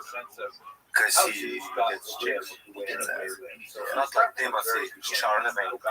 Yeah, Timothy Charlemagne. The Bible does report Rand actually, he smashes. Yeah, he'll always text us and he'll go, another notch in the Mentos, boys. We're like, dude, this is the second time you texted us this afternoon. What are you talking about? Where are you right now? The fucking fair? Like, where are you finding these people? You got a brothel? Yeah. Like, how are you smashing so much and he won't tell us, but I believe it. He's getting them somehow. I don't even. He's probably on the Chili's on later on we'll get 45th. to Probably goes to the Chili's on 45th. That's a meat packing plant. Yes. You want to find something to bag and tag? Go to the freaking Chili's. I'm serious. That place is hopping on a freaking Tuesday, Wednesday night after 10. It's a literally, I swear to God, we drove past there earlier today. They're tailgating outside of the Chili's on 45th. Tuesday. Have you been to a Chili's yet? I haven't been to a Chili's, but I get the reference. I watch Family Guy. What do they say? Good things about Chili's on Family Guy? What do they say about Chili's on Family Guy? Yeah, I've seen the law. Everybody has a joke, you know. I went to jail. I had a date. What do you think of a date? Chili's. Yeah, they have a good cheese. It's a lower income restaurant. It's really good. The breaded chicken tenders and actually the big bites. They're so good, and they have good deals. You get like a 3 for $10 deal. That's an appetizer, main course, dessert, drink, $10. It's good to go to, like if you're a blue collar guy, go there and work break, and you'll end up getting some ass, dude. Totally. Chili ass. Oh yeah, it just depends on which how you go to, but it's filled. That's why I've always been good at Have you? Yeah, I mean, it's something else over there. It's like you're walking into the Casablanca in the 70s or something. I mean, it's like, yeah, it's like insane. It's really weird because it's kind of out of the way in Austin. Not out of the way, but it's not in like the exact city center. So you wouldn't necessarily think there'd be such a place on the outskirts, but it's awesome. Yeah, I mean, you can go after this or something. Yeah, I'm starting to get a little sweaty just thinking about some of those apps. Oh, 3 for me, starting at $10.90. Hit me. Wait, shouldn't it rhyme? Shouldn't that stuff rhyme normally? 3 for me at $10.93. Yes. Yes. 3 for me. That rhymes. 3 for me. But it needs a rhyme at the end part as well. I think Casey might be on to something. 3 for me, starting at $10.93. Yeah. Does that count as rhyming if it's just the same word? It's hard to tell. Yeah, I guess. I don't know. Like poetry circles and stuff, people don't like that kind of rhyme. 3 for me, because 3 and me rhyme, but then it's like you're adding 3 for me, 1093. This map does not So you mix that out. settlements that are really Put that on we can Asia Minor, You should go to Chili's and tell the employees about here and try chain us to the radiator. Yeah, I mean, the employees over there don't. They're walking around, it looks like the freaking Thunderdome. I don't even know how they're allowed to wear what they wear. It's like freaking steampunk paradise. It's like weird. It's like some kind of wild west. Yeah. Yeah. Steampunk. The spider. Miguel Spider. It looks kind of that there is that's another one I never saw. I never saw Steel. I never saw Wild West. I never saw Wild West. Never. I've seen everyone. And in fact, it becomes a I'm trying to think real quick. I can't think about it. Has he been in Pursuit of Happiness? 9 pounds. Is that the weight of? Is 9 pounds the weight of your soul? You lose 9 pounds when you die, and your soul has 9 pounds. Is that what it is? Yes. That's a heavy soul. Yeah, I would think your soul would be a matter of ounces, if anything. So, like this big rock is a big soul. I'm still thinking a soul is ounces. I'm not thinking 9 pounds. It's like your arm will weigh. I think they say it's like grams, right, Griff? Yeah, I think it's grams. 9 grams of cum. Yeah, it's cum. It's actually Diet cum. Some of them move into France. Is that a good movie? Wild West. Yeah. Diet cum. It had a good song. Great song, great flavor, like taste. Here comes the wild. And it's just interesting of like that. I don't know. They had modern solutions, but with Germany, which is proper. That is fun. Is that the start? Is that what kind of got steampunk popular, I wonder? Could be, because it was steamy. Primarily through There's a big mechanical side. Everything was steamy. There was like little phone, you know. Hello. and there's everything. Vacuum. You have to be careful because steam, those mechanisms can blow up sometimes, right? Yes. Cause a lot of damage. It causes a lot of damage. Cowboys and steam. What you can see in this map here, Because it was a cowboy. the white You think they would arrows, mix? they Actually basically mix quite indicate nice. major expulsion. And it was correct. The mashup is the mashup we needed in Hollywood at that time. Hollywood was kind of going down the drain. And Jews Yeah, and they got Wild Wild West going. Will Smith was the fish movie where there was a great theme song. He walks up. Wait, what was the fish? Oh yeah, what's that called? It's a Wonderful Life. A fish tale. Great Fish tale. Great Shark Tale, great movie. I never saw that. I Robot, great movie. Oh, whoa! Casey, you just got smacked. Slapping. Oh yeah, that was after he smacked you. Yeah, I was trying to do a joke for a while where it'd be funny if he didn't slap him, he just stuck his finger in his mouth. That would be kind of funny. Suggesting that not only and then he's all sad. Yeah, that would almost be more disrespectful. Putting your whole finger in somebody's mouth. you know, a pool, that's disrespectful. I thought he said it's not like poop on your finger and you put it in your mouth. Oh, what the hell, man? You know, like all areas of commerce, and then you go sit holders and That's a fact, bitch. all the Hollywood people so, you know, hard on the arrows indicate not only Yes. the West driving them towards the East, So you've heard but about also the economic draw. Yeah, is that how you got that information? And I think switch back into the Western parts of Europe. Where were you at the time when that went down? Where were you during the pandemic? Were you in America or where were you? I was in Estonia. What was the pandemic like in Estonia? We did about 2 weeks or something. Got back to it. Yeah, I did. Oh, is it really not that long at all? I did do sports for 2 weeks and then I thought, you know, I mean, I got new Christians, meaning they started doing gigs and and then it was so and so, all kinds of these, I'm sure you did that, all kinds of different moves. No, between 10 o'clock at 11, I'll come to your house. I think I was come over the speakers and it's time for bed. I don't know that yet. Then there was like 2 p.m. you have to like wash your face and then look at, you know, pray towards the east. Like all kinds of different rules. We went through all of it, you know. People wearing a bunch of masks. You put like one mask in the pocket, one hangs off your ear.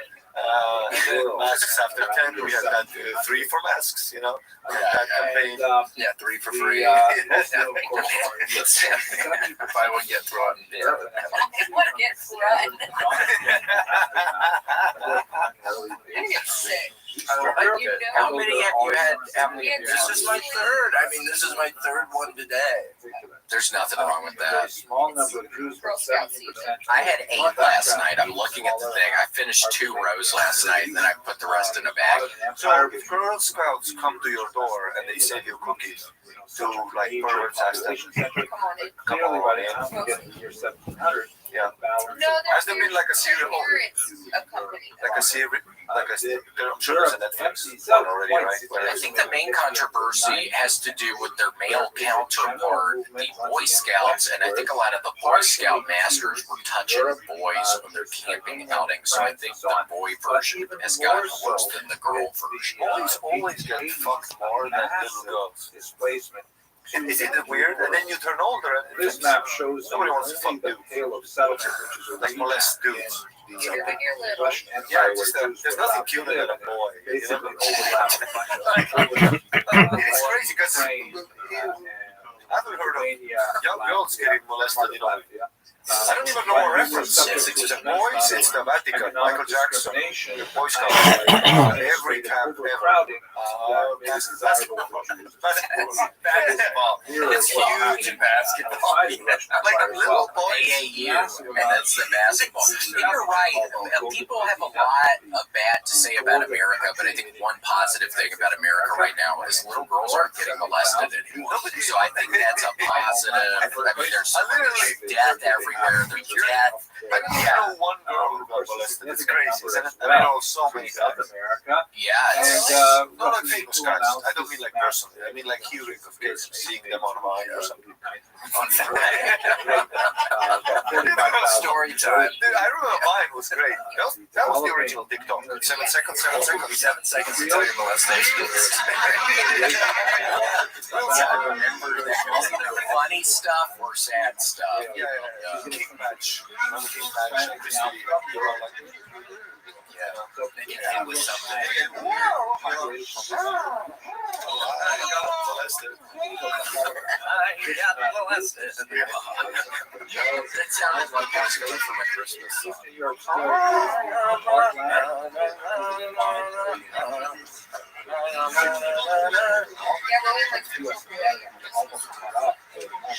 Yes. Yeah, let's pivot from the molesting young boys to William Blake's listen. No, but yes, I think a young boy's voice is the prettiest voice that has ever graced this world. Yeah, did you say voice crack? You say this word? Voice crack. Yeah, voice crack.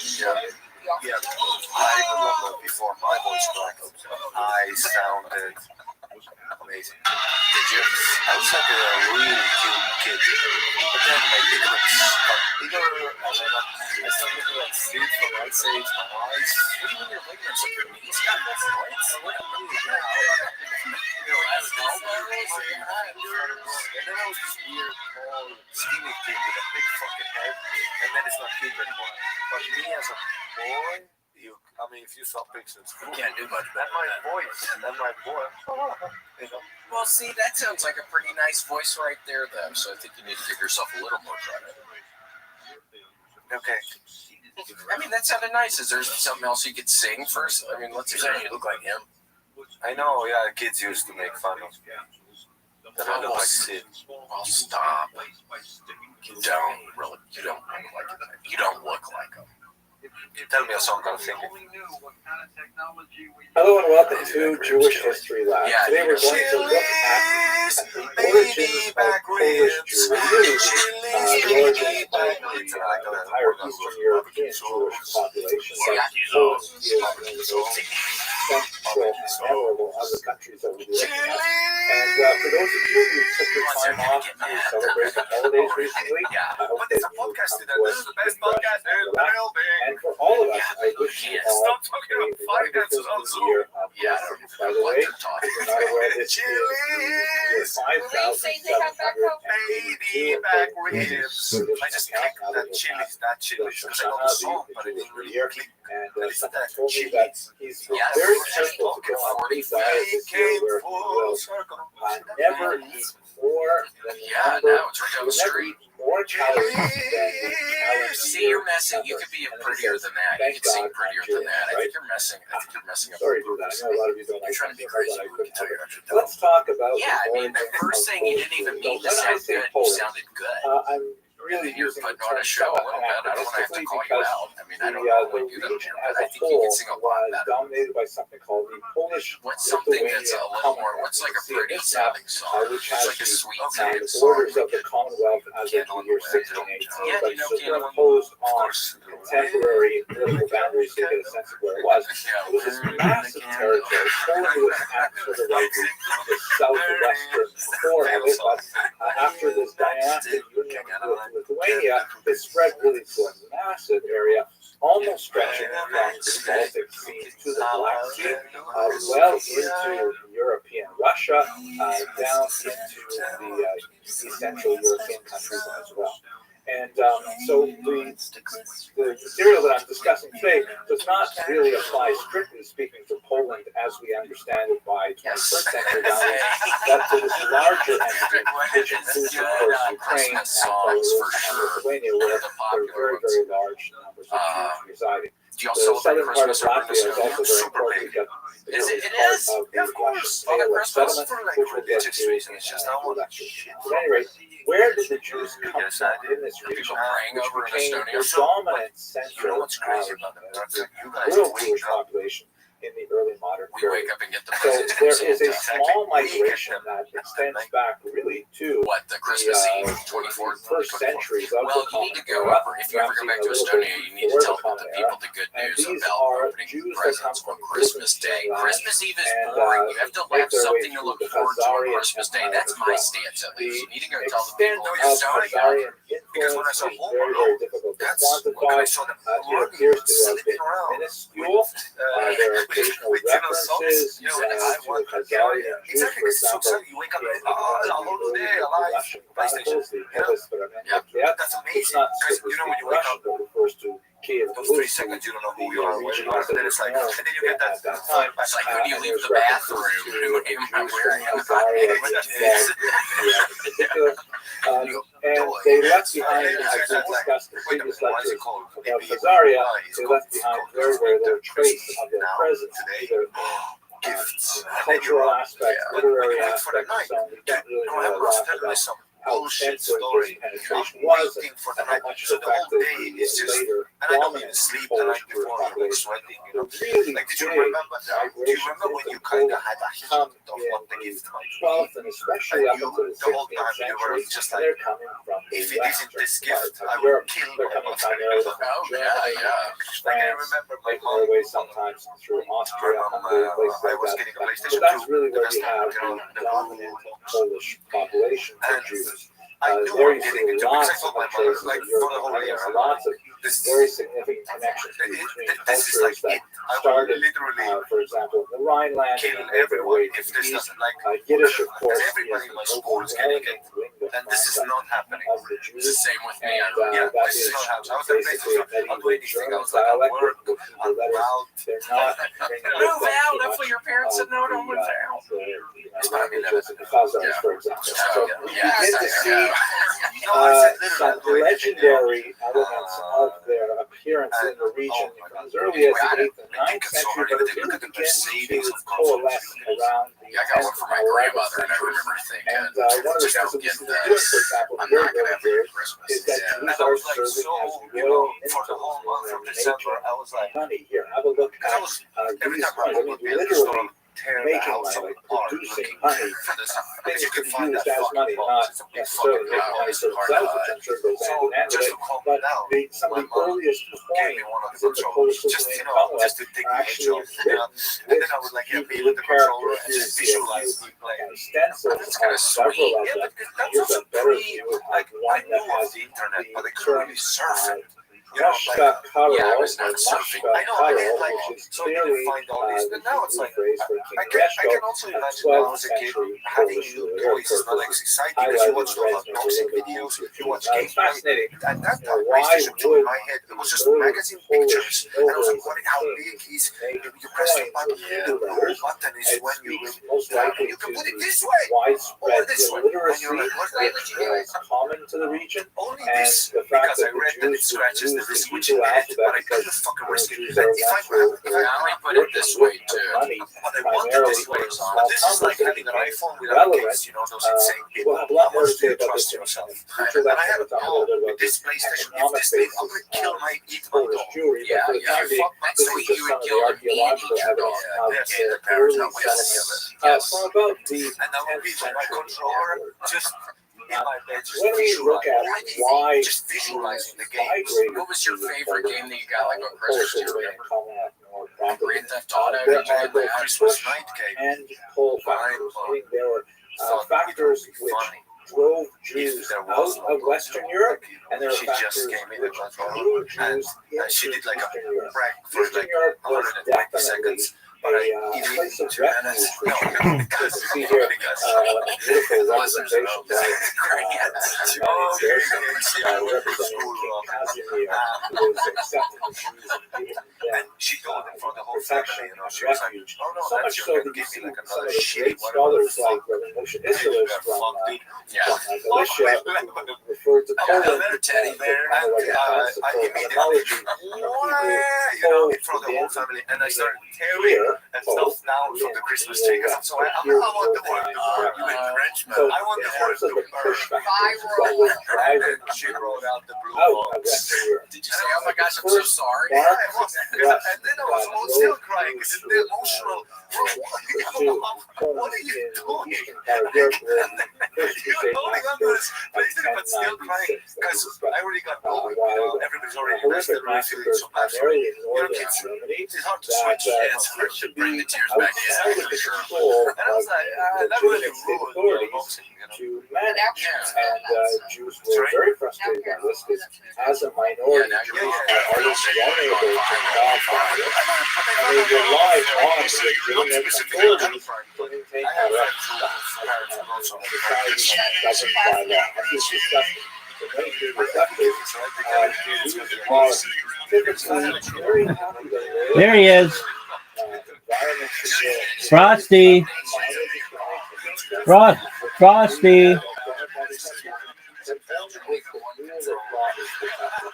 Frosty. Frosty. Are you ready to play? Are you ready to play? I want to give you an update.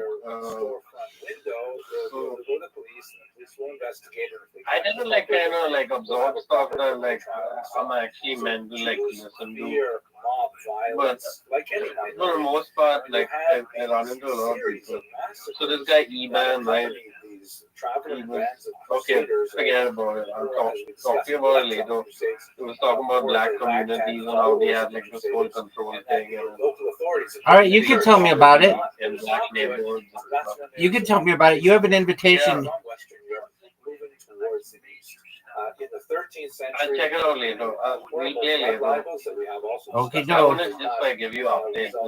Okay, update me with what you want. What do you need? Like if I had to give you like something that you need to like input into your mainframe or whatever. The push aspect of it. I need you to take care of yourself, my friend. Far less hospitable than they ever had before. Now, there's also pull factor. All right, I'm fine. Polish economy is actually having a very Did you get your new computer so you can play old school RuneScape? No, I'm not playing RuneScape anymore. I'm playing Raven Dawn. I sold my gaming laptop. Why did you sell you? Wait. So you bought one, then you sold it, then you bought it back, now you sold it again? Western Europe and the Jews have the know-how. Yeah. Why? And I'll buy a new one. I'll buy a new one next. Because it kind of sucks. It's a piece of junk. But it overheats. Like it just overheats on every game I play. And it's just anyway, it's like a really low budget gaming laptop. Skills in okay. They also is attractive to. So what I want to tell you about was Ebam. He's like this conspiracy theorist YouTuber, but he's not really a conspiracy theorist. He's more like a getting the truth out from the community, like the actual black community that cares about people and stuff, you know.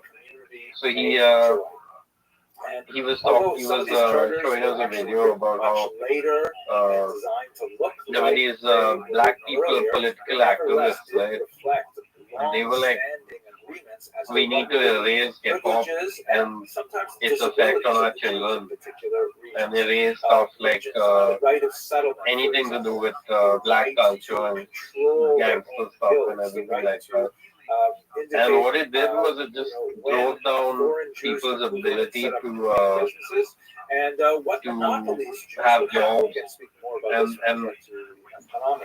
and usually what happened was they, like, all these people became poor.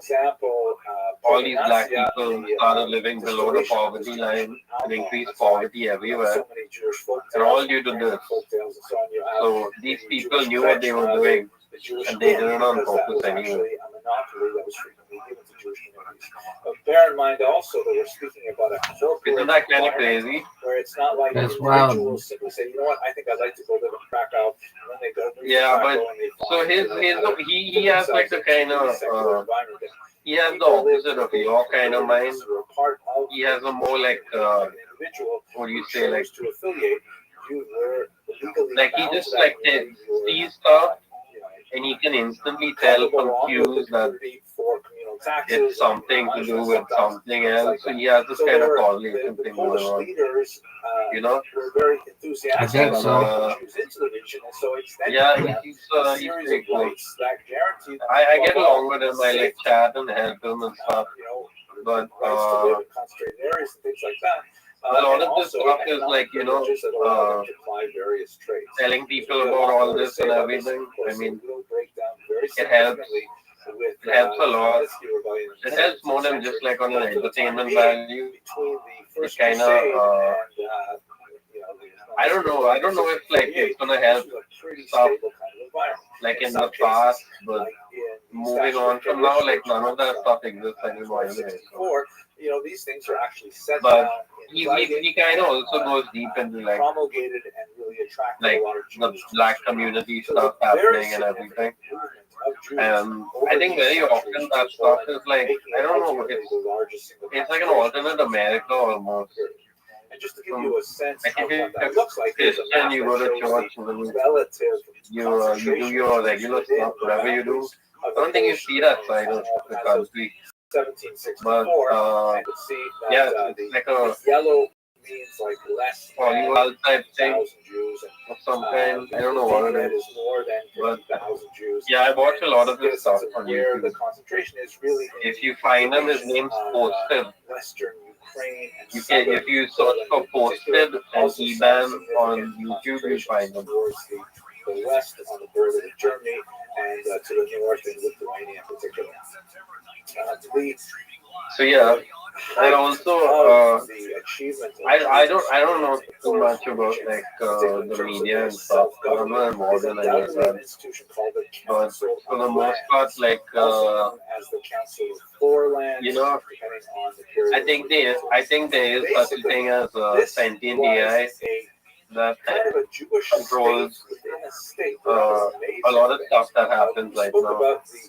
So like, I don't know, like I know you say that sentient AI, that sounds great, but I think it's some sort of like witchcraft, to be honest. Welfare works for Jews by collecting their own internal taxes and distributing it. Like do you remember me telling you like what would happen if they put like a demonic entity into an AI system? Yeah, I do. Services, but also self-regulating by Talmudic law.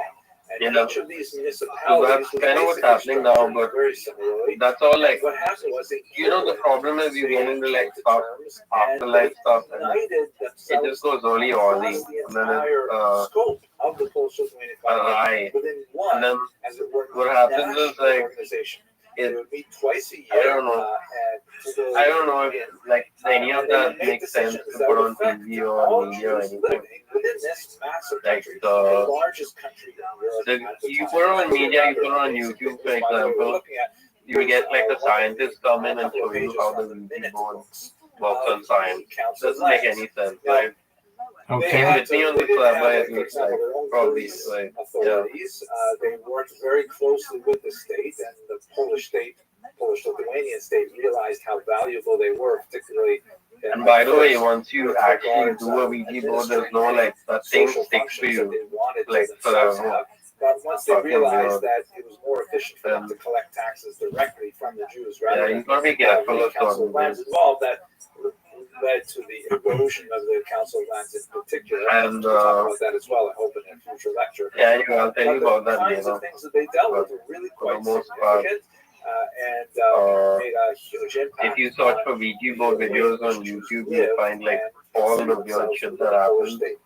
And it's all 100% true, and it's like so horrific that some people are kind of scarred from how horror movie it is, you know. So it's not safe. Like it's more than it's your life at stake. It's your life at stake if you're someone who's not scared. If you're someone who's scared, like you're never gonna recover from it. Result in a kind of a Polish-Jewish synthesis. It was very similar in many ways to the German Jewish synthesis of the 19th century. But of course, when we get to the 20th century, about it. all unravel. They're kind of like all the stuff, sentient AI running on this stuff. It's all intermingled with a lot of people who believe in certain things and how, and a lot of like Christian exorcism and stuff like that. And they consistently try to prove them wrong, you know, and say there's scientific reason for it. I don't think there is scientific reason for it, to be honest. Okay, dog.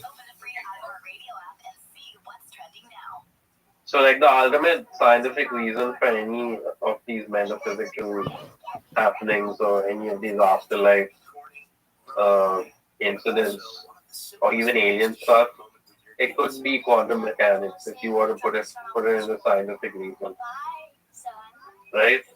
But that's about it. Okay. Yeah, but otherwise, I think everyone they're putting everyone on this stuff right now, Rabbi. Like, be well informed, learn stuff. If you're unemployed, especially learn stuff. Keep learning stuff if you're unemployed, and eventually you'll get somewhere. I don't know how it's working out. Like, they're gonna need to stop being detriment to people who are gonna be deported or have low-paying jobs or whatever it is. They're gonna start accounting for them. It's actually pronounced Khmelnytsky with a guttural at the beginning. I don't know what will happen. Like, anyway, rising in the middle of the 17th century. They probably have some ends or something. I don't know. They probably have some amount of money. It's just that they need employment, and they very often from the region. There was what's going to happen is that they're going to curb, like the whole Trump administration is probably going to curb everyone. Specifically was the cause for the attack. Everyone would be elite, you know. Like you go out onto the streets and you see like everything clean and shit. But like, you know, it's just a bunch of rich people stuck in their homes on either side or whatever, you know. All right. The one way you get rid of prosperity, the way is just like Ukrainian Cossacks would gather the poor, you know, Cossacks. The term is actually used in many Word different B. contexts, particularly when you get to the 18th and 19th century. So sometimes it's applied in a very different way. Sometimes it's used as a military designation in the Russian army and so on. But the original Cossacks or Kozake were these kind of freebooters, these cowboy types who fled typically from their owners where they were serfs. I have to be a streamer myself if I want to like hang out with them in fairly remote places such as Are you gonna be a streamer? And there they engaged in no, probably not. It's like I can't just like the sense sort of like nationalistic piracy where they would raid enemies of the Ukrainian people. The censored thing is kind of like I can't become like a thing. But definitely there was an ethnic group. That's like the end goal, right? Of Twitch streamers, you become like viral. I can't do any of that right now, at least. As opposed to Catholicism. We'll get to that in just a second. And regarded themselves as being, some type of Slavic group, not quite the same as the Western Slavs, and certainly not the same as the Russians, but having some relationship with them. The interrelationship between these groups was very significant, and the Russians in particular would try to cultivate a particular image for the Ukrainians in which they were Malorossiane, or Little Russians, meaning they were the younger brothers, so to speak, of the older Russian nation, although that may not be historically accurate at all. In fact, it may be the other way around. Can you give me an update on your end of our discussion here? Progress at any rate, these Cossacks were I have essentially been, dog. people who had run away We have the hierarchical society of feudalism. people who are talking about me on Blue Sky all the time, which is good. And they set up their own society. And I broke over 1,800 people in the server, which is great. Let us go and directly to the roots I've of just the been uprising, slaying dick like it's going out of style, pimp. So this map, which I think we've seen before, shows the migration of Jews to Eastern Europe from the Ashkenazic heartland in Germany in particular, and beginning really around the 10th century and especially accelerating in the 16th, 17th centuries. You have a large number of Jews who are making their way to the east. We spoke about this, the whole Jewish migration patterns, and in particular, my work stuff goes directly to UK, which what I call right bank Ukraine. Ukraine was not designated a country at the time. As I mentioned, there was a kind of common ethno-linguistic group living there that would ultimately define themselves separate from more like others. But for the time being, they were still under control of the Polish Commonwealth, which we also discussed.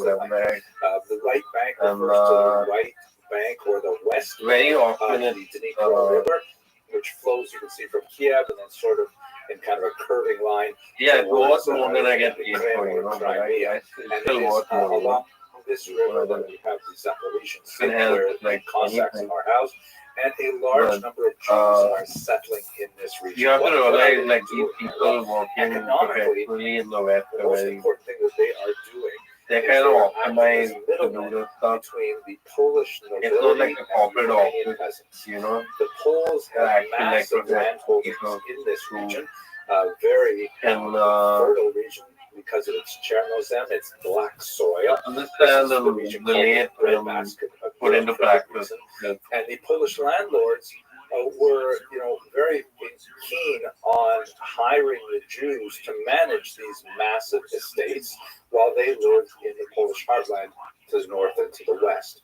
And so the Jews, in accordance with more of a medieval, I think, for example, like the Europe thing, like the arenda is essentially a type of tax farm that before in the medieval period, where the nobility Europe would actually own the land, but in the town, on the inside and outside, you know, the bread mill and all the bridges and all the orchards. So, like, you know, when people like Putin pay their cars and shit, you have to be kind of careful. They're still living in the geopolitical climate or whatever it is, where regional conflicts interfere with all peace, whatever. In whatever way, you know, like a lot of raising the amount of money. The line stuff is actually never going to end. This type of tax What I realized is a perfectly acceptable way of probably be like what it is now, like but it can going their separate paths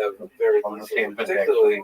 If the Polish noblemen say, you know what, we're doing well, we're collecting 1,000 zloty from our territory this year, let's up it to 1,100 or 1,200 the next year. And the Jews who are entrusted with collecting those taxes, of course, let us now recall that the Jews have to collect more than that tax, and the difference between what they have to pay the Polish noblemen and what they charge the Ukrainian peasants is what they get to keep. So it is an inherently exploitative system. Sounds like a plan, Stan. More the Jews have to go back and try to find ways to get Peace, that pimp. to the peasants. So that tax could have been developed in a whole variety of ways. It could be taxes on produce. It could be a work tax, a type of corvée, which was called borshchina at that time.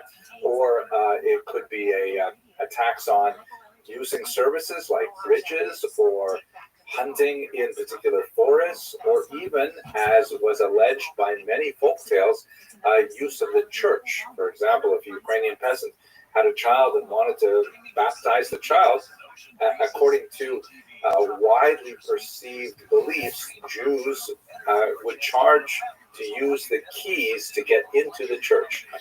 This has been widely disputed because it is kind of an inherently offensive thing, but there have been some researchers that have argued that in fact this did happen from time to time.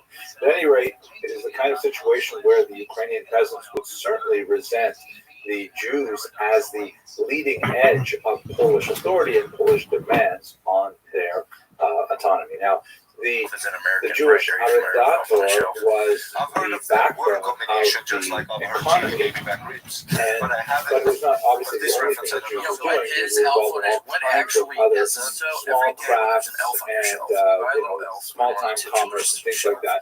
But perhaps the most significant related to the latifundia was the fact that Jews were frequently involved in innkeeping.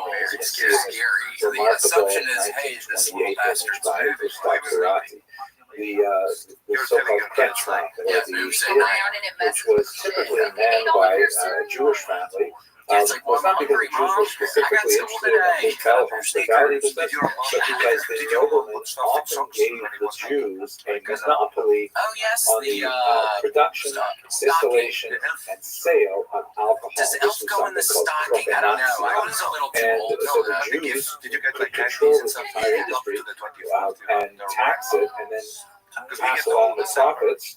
We would do the thing, the Advent calendar, where you open up a this bank was sometimes. one of those moments where the Jews occupied a particular position in society where they were providing a service which was obviously appreciated by the local population, So then you just pretend like especially you're if you eating offer a it candy credit. or season. But it's the kind of thing that can build resentment as well. Alcohol is certainly not something that is, conducive always to the maintenance of the health of society, particularly in excess.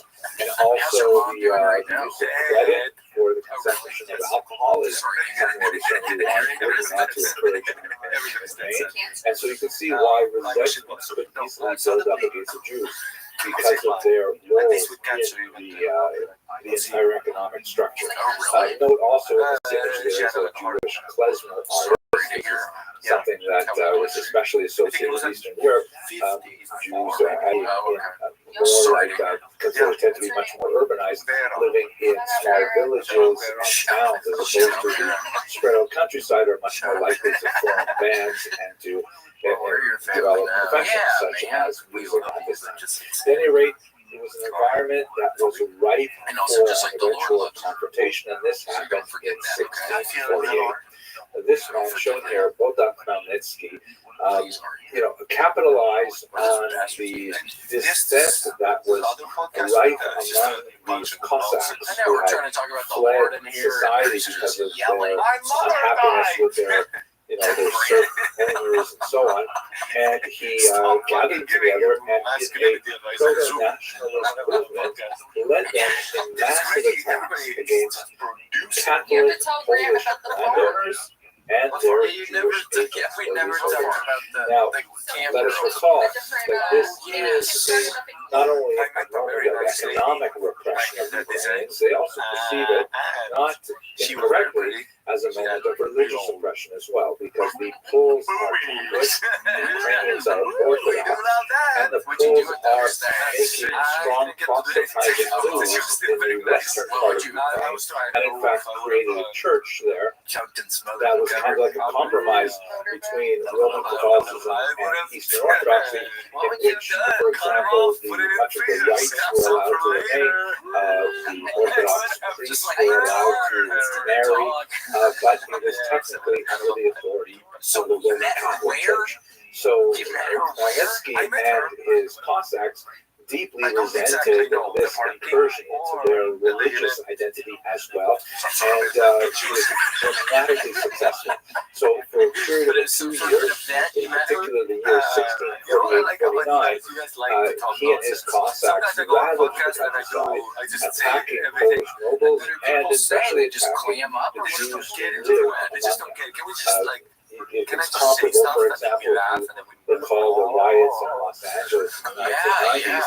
Some of the people who heard the worst were the shop holders who actually lived in South Central LA, even though they may not have been the architects of any kind of anti-African American oppression. They nevertheless were the people who were close by, and they felt the violence most directly. So in Hebrew, this particular period, the year 1648-49, although the war continued for a few more years, was called the Decree of Tachretat. The term decree in Hebrew speech generally means something very negative. That's the evil decree of Tachretat. And it lives on in Jewish liturgy as a period of phenomenal violence and pogroms. Really kind of the archetypical pogroms of Eastern Europe for their horrific attacks upon Jewish populations.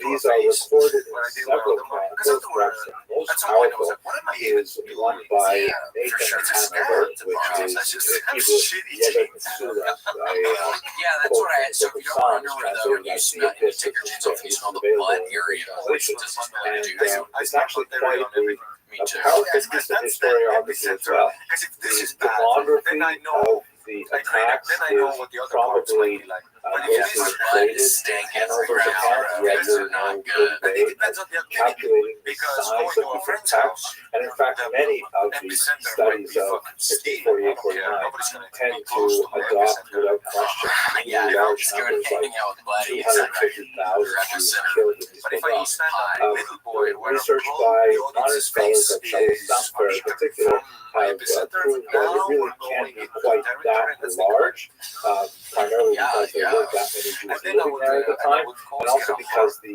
recovery after the violence all subsided was actually fairly rapid. There's no question that it was a huge, devastating attack on the Jewish population. They were brutal, horrific attacks, and there's a lot of Jews who fled the region. We have many accounts from Michael Hammond to the important commentator on the Shah, who all write about their experience at this time. But I used to have to. the numbers that are commonly brutal about are probably large. It's probably tens of thousands of horrific numbers. You're sprinting with a boner. Yeah, your little running shorts. It's very embarrassing at the free Anyway, school. what ends up happening to this uprising on a political level is that Khmelnytsky decides to ally himself with Russia against Poland and turns his political attitude to the Russians, which initiates a centuries-long association with frequent difficulty between the emergent Ukrainian nation and the Russians. More on that perhaps when we get to the 19th and 20th century. For Jews, however, it sets in stone a kind of attitude towards the Ukrainians, which Ukrainians tend to call Ukrainophobia. Again, not without reason, because of the historical precedent of the Khmelnytsky rebellion, which would be repeated 100 years later with the Haidamach rebellion as well, and one sees it again in the 20th century with the pogroms of 1919 and the violence of the Holocaust as well. But it's also important to note that simultaneous with these violent outbursts, which painfully punctuated the centuries of Jewish and Ukrainian coexistence, there was also a philo-Semitic trend as well. Not nearly as powerful, but we shall examine it in later lectures too. And but for now, Khmelnytsky emerges as a national hero, as you can see in this 5-hidden note from modern Ukraine. He is considered one of the architects of Ukrainian nationalism, something which is horrific to Jews who see him as the architect of anti-Semitism simultaneously.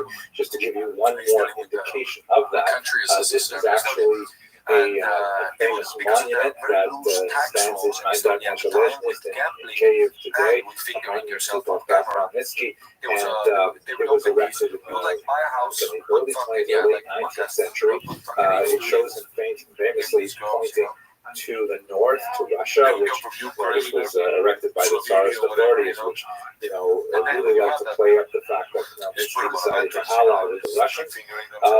In the original version of this rather heroic statue, the original draft actually had a much more chauvinistic attitude. This is the only picture I could find out on the web, but in the original draft, this is a casting of it, behind the hooves of Khmelnytsky's horse, there's a fallen pole and a Jew who are knocked down by his passage and conquest, which explicitly stated, if this draft would have been accepted for the final version, that Khmelnytsky succeeded by beating the Poles and the Jews, which is a metaphor that many Ukrainian nationalists might wish to absorb even today. At any rate, this sort of moment in time encapsulated for both Jews and Ukrainians a vision of each other that was not conducive to a rapprochement. In fact, really would only come until the early 20th century, which we'll have to speak about in another lecture. But the idea of a major disruption that would challenge the 100 years of peaceful existence that Jews had in Eastern Europe had a remarkably destabilized And you don't see a sound on guy in Jews production. across It's like two Europe, guys is and rhyming. many historians draw a direct line from I noticed that's Manisky not what I saw. uprising I'm to talking about the debacle of Shabbat Tzvi, which we when you discussed in think porn the industry is next video. really cool chicks being Okay, I awesome. hope you found this useful. If it was something that you'd like to see again, please do subscribe. It makes me happy to see the numbers increasing. giving each other I a know there are a lot of sometimes. people out there Somebody has who somebody's appreciate passport. You know what I'm saying? You studying just see, Jewish history as you know, much as I do. you could see. Thank you very much for You're like, watching. oh my god. Yeah, but if she only had that Laura Croft passport, Yeah. could have She snuck could out. make it out of the country and live in a villa and travel on private jets. In Casablanca. So you visited it and it was really sad. Yeah, I went like room to room and it was just this weird. Like I thought it's just, you know, everybody's like playing pillow fighting and But it wasn't. It was just dark. And then super like, you know, it was like super. No feng shui in the place. It was just one room. You just open this sort of light and just one go, oh, you know, in front of the camera. salute. Yeah, you just salute him when you get in there. Thank you for your service. Thank you for your service. Hello and welcome to another episode And then, of Jewish History Lab. But then she would also tell me that sometimes they get the credit card details of some of the customers and they just scam. And that's always good to hear. Exactly. Yeah. I love to hear stories like that. I love when they kill like a guy, like when there's a trucker picking up prostitutes, when they murder those guys. I love that. That's good. Yeah, it's great. Balance it out. In Thailand, they do that, you know. In Like fact, a situation one of with the like ways that I find most productive lady boy, you know, you're like, ooh, I don't want to pay you. is And then really they the just first eight modern of them take their wigs off and religious just fucking reform. skin you alive. I know we have this term And then Reform they sometimes Judaism put you like one that truck, refers, it's the American attach you to equivalent one of truck with a what was rope called on your liberal foot, Judaism one truck in the other, and just fucking and then drag out. Western Have you seen the movie but Tomahawk it's where they tear that predated guy by the apart? Hasidic revolution, Tomahawk, yeah. although it seems to be a very Bone highly Tomahawk, traditionalist kind of What's it called? Bone Tomahawk? movement, especially when compared That's to Greg Zoller. the And when I saw that movie, approaches to Judaism, it definitely was quite challenging for you know, you see like a violent scene when in it the movie, first and I'm like, appeared. So the historiography of Hasidism has evolved significantly since the 19th century. I might explode into a star. I might took a explode very into a different star. view of Hasidism. That's so Still happy. be some Yeah, type stories of get made. If you bust hard enough, you become a and neutral story. credulous, even possibly Sabbath Well, Ari, thank you so much for that was associated with the poorly on educated the show Jews today. in Europe. Where can Dubno, people find you? great encyclopedic or historian of Estonian the late comedian, 19th and early 20th century, Cool. argued in So what do you fact guys that do? no, it's not the outgrowth of Was I too ignoramuses. It represents nonsensical? I just the actual don't know. flourishing of the That's dominant what we're spirit looking of Eastern for. European Jewry. But you And I guys think are super Martin funny. Buber, Hey, in Casey, many ways, did you get although Netflix? not a historian in this regard, Yeah, we really feel find a out. lot to Shouldn't they already tell you? the Did popular they tell you? Western European view of Hasidism But I to don't know. observe the brilliant I was thinking about this the other day. If you're, I don't care if you're and there are many Netflix, other Netflix, approaches. or Ben Hulu. Ciondino, If for you example, watch, took a much if more you're like economic looking for approach guys to the sponsor development of and put Hasidism. money behind, But I and you just watch want to give Casey you a Walker, sense that, you know, and I don't views of care what is if you're having a Hasidism, good what night is or a its bad significance, night, what it's is its Casey theology. This is what Ari was telling me last. That's what I was That's telling what you. Ari was telling me last night. I totally agreed with If you. you don't see it, then kill yourself. Its earliest development takes place I'm within serious. the Polish-Lithuanian What are you? And that's when I was watching that Netflix, when I saw the lineup, I was like, okay, if Casey doesn't get recall, it, the region I was will devastated by blow the myself. Manisky uprising, Like, and there is Cancel your an Netflix. attempt to Yeah, cancel your disrupt Netflix. We all set the our original jerseys status down. quo, but ultimately Yeah, if it's Casey due doesn't to get it, we're failure. all fucking. That's a thing. And of course, Cancel our Netflix. coming, you're a staple at Kill Tony, your set's super funny. In fact, The a large first time I chunk saw of it live was Jews in living HEB, I think, in on this the area 30th. would be swallowed up by crazy Sarina outfit. Catfield, That's the best part of the outfit. Grace, who suddenly finds herself your belly the button, owner sweaty of the belly button. You largest took a Jewish picture, population me and my in the girlfriend world. went like, Russia, prior to That was quite the picture. yeah, it was West crying. was actually Yeah. Ukraine. It was free of Jews Real because they had been banned the since angels. 1479. And all of a sudden, Catherine II, Just my I kiss have was all really these just tens of, perhaps hundreds of thousands of Jews living Yeah. in Let's be careful. One of the ways she dealt with this was by You two establishing guys are something a called the perfect Pale example of of, like, Settlement,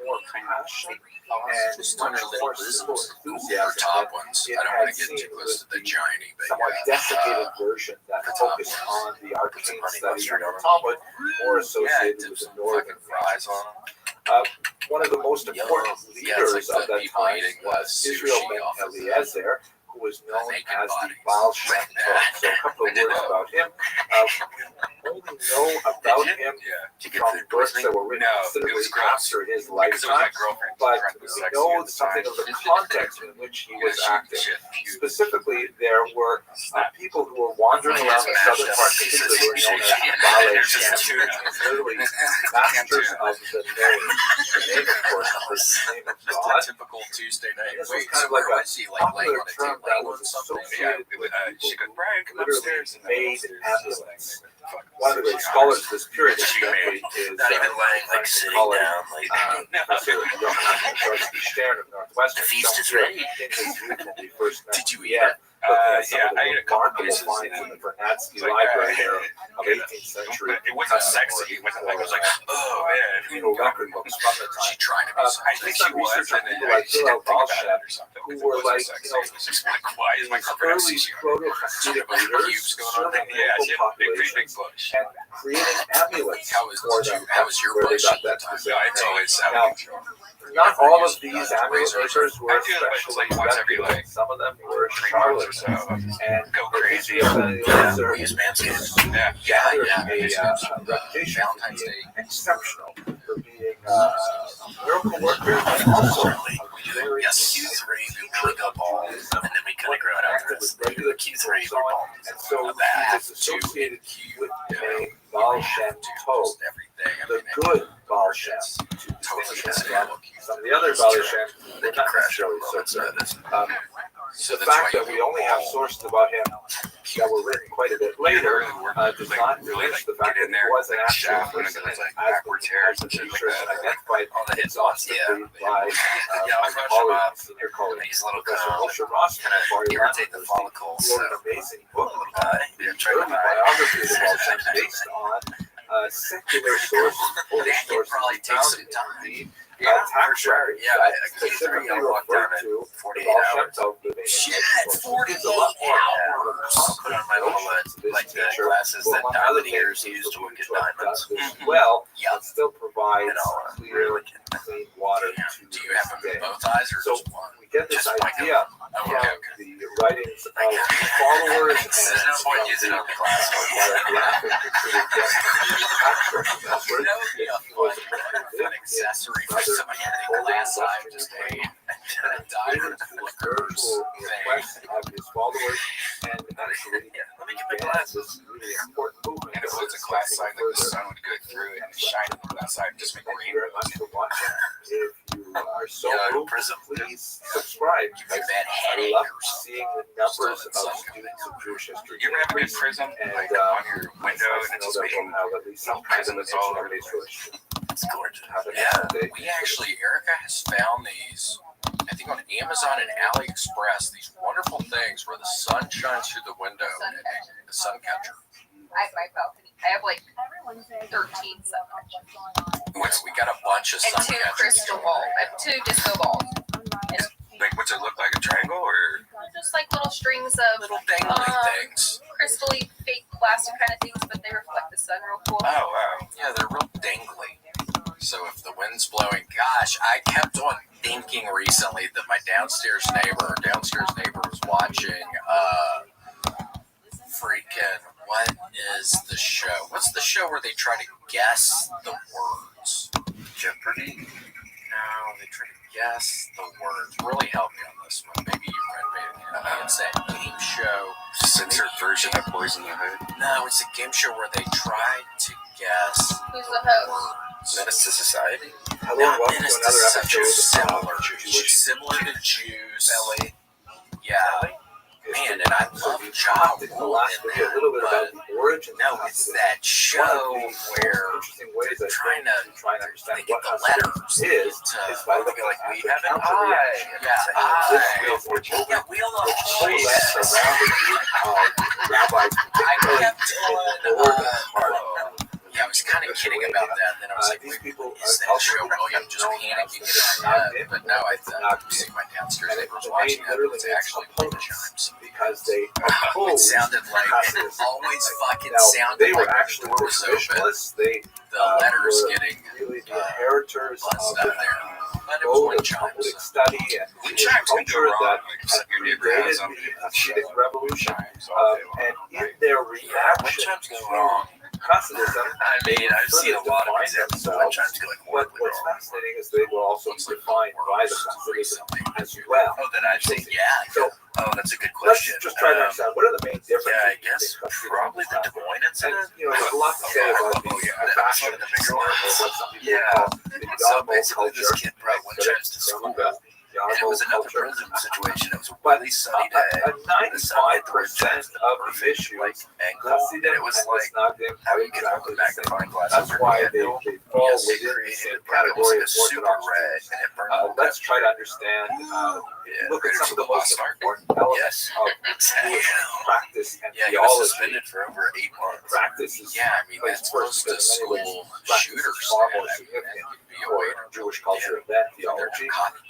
There are, let's say, four really big things we have to bear in mind. First of all, I read the freaking that refers to the number of commandments as traditionally calculated. When I say 613 as context, I mean, as long as an email CC to everybody. That God Why are you gave the CCing Torah everybody in to the the Jews This is a lot of at Sinai, and that the rabbis who interpreted it in the Mishnah and the Talmud and later authorities are authoritatively interpreting the 613 commandments of the Torah. So that's a really bright line between Orthodox Jews who call themselves Orthodox and Jews who don't call themselves Orthodox. Don't call themselves Orthodox. Might want to argue that and I think this is what he was listening to. evolved over time. They weren't necessarily given at Sinai, and these are things which are anathema to Orthodox Jews. So if we ask the question, do you believe in 613? The Mithnagdim and the Hasidim both agree unequivocally yes.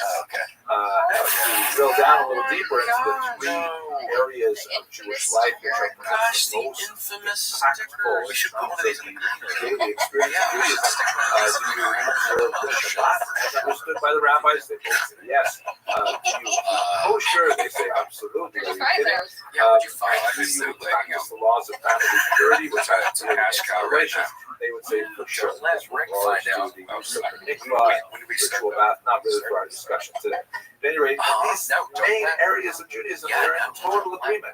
They may disagree about details, like for example, with keeping kosher, how exactly must one slaughter an animal to make kosher, or with Shabbat.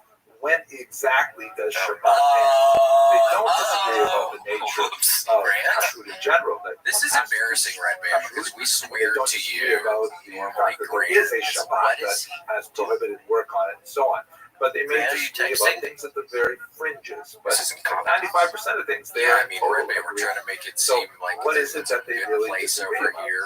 You're obviously so let's understand this in the context of development of the table's already moving. Again, in its earliest origins, it was not in any ways a rebellion against fucking minutes. It's like, it was dude, considered kind of like a get it. development It's style outside of a different approach to the same ideas, like the same practices, and so on. In terms of actual people, one of the important students of the Baal Shem Tov is though they're known as the Maggid of Ezrich. That's the foggiest I've ever seen. 1772. It really was. Trained 5 major disciples. Grant, so did you respond? Also known as the Alter Rebbe, the older rabbi, who was the founder of Chabad, who was very important to associated with the very deep way. Four other disciples got gave rise to many, many other disciples, many other dynasties. People behind you needed a thing. What is that guy talking about? I was looking at the screen. I was like, Marcin Yerzinski, that spread very far and wide through these various dynasties. It is interesting that it only became defined as a distinct result that had a name, Hasid, What does it after mean? the Are you Magen having Ezra something passed wrong? away, and Sick. Papa opposition John. I mean, I don't know if Papa John, yeah, has been. Do you have any questions? Yeah, write me an Artie Nose green about Papa John and what's going on and him being at your house. This prior to it, but they had to define themselves in opposition. Do you have any And the like Hasidim legal themselves advice also for define themselves affecting it? as a way of kind of saying, well, what is it that we believe that is possibly your wife, your girlfriend. You keep saying something most about tenants' significant rights. of the Squatters' rights. It's not necessarily over charge. Oh, yes, the greasy fingers because he's eating all the pizza. Just that boy. The garlic dipping sauce. We got some Papa John's the other night, and there was a string, a red string, coming in and out of the fucking garlic sauce, and the other garlic sauce had exploded somehow. So I'm horrified. The pizza was pretty good, but there was a red string coming in and out, like it was sealed. I pasta ate it, and I still ate it. I wanted it. Where did the string come from? I've never seen something. I don't know. That's a real mystery. That's not to a corrupt. What's your guys' go-to? A genuine rabbi, somebody who really cares about Jesus and cares about you as a parishioner. So they did organize separate prayers. I like Hungry Howie's. Have you heard of Hungry Howie's? That's okay. How come? Why is that? I like Papa John's. It's better than more pizza. I used to like Papa John's, and I always thought the worst pizza was Little Caesars. But the other day, I had Little Caesars. I was like, what happened here? They made it better. It's actually legit. And now I get like the thin crust Papa John's, mushroom pepperoni. How long does Yom Kippur last? What exactly is it? It's always like measuring It's things. not bad. It's like still like $8.99 or something. What, Little Caesars? We would go once a week. It's not to say that Hasidim don't pay attention to measurements. Get a fucking, one of those with stuffed crust and give me the extra calories. Give me some dipping sauce. So the Hasidim would say, Crazy bread. why are you locking yourself into really restrictive prayer times? That makes it start healthy. by a particular time and by a particular time in order for it to be counted as the morning prayer. It's more important that you go to prayer with the Yeah, it's a proper pandemic, intention. bitch. Start Maybe that smiling. means you need a little more Start sleep. smiling again. I haven't seen you smile in There's much fucking more to say about it. I but have just acrylic nails on. You do? Yes, it's No, awesome. like in this scenario. They recite the prayer. Smile, bitch. Start smiling, bitch. Follow Make the day go by faster. Do what you want. Prayer schedule of the great. That would have sounded so Surya, cool without your who's dad fingers right there if you didn't have the nail. They maintain a separate kosher slaughter. Why so serious? Whether the knives should be sharper or what movie duller. that's from, Sharper knives are more Spider-Man. easily Spider-Man hit, 2. Yeah. but That's duller what I'm knives talking require more pressure. Is that the guy All of with these the things metal could have an arms? impact on whether or not an animal is slaughtered Dr. properly. Octopus. All of these things, by the way, Harness the power of the sun. the sociological separation of the That's community, bad, man. which had economic It's Doc Ock walking into the cafeteria. And I'm sort of burning down buildings. Let's get the right angle here. Well, especially when it comes to the collection of taxes. Yeah, he just gets his hinge right to just walk into kosher meat, every government building. candles, things like that. That, you know, if you create a different revenue stream, synchronized really attack. upset the That would be status quo. dramatic.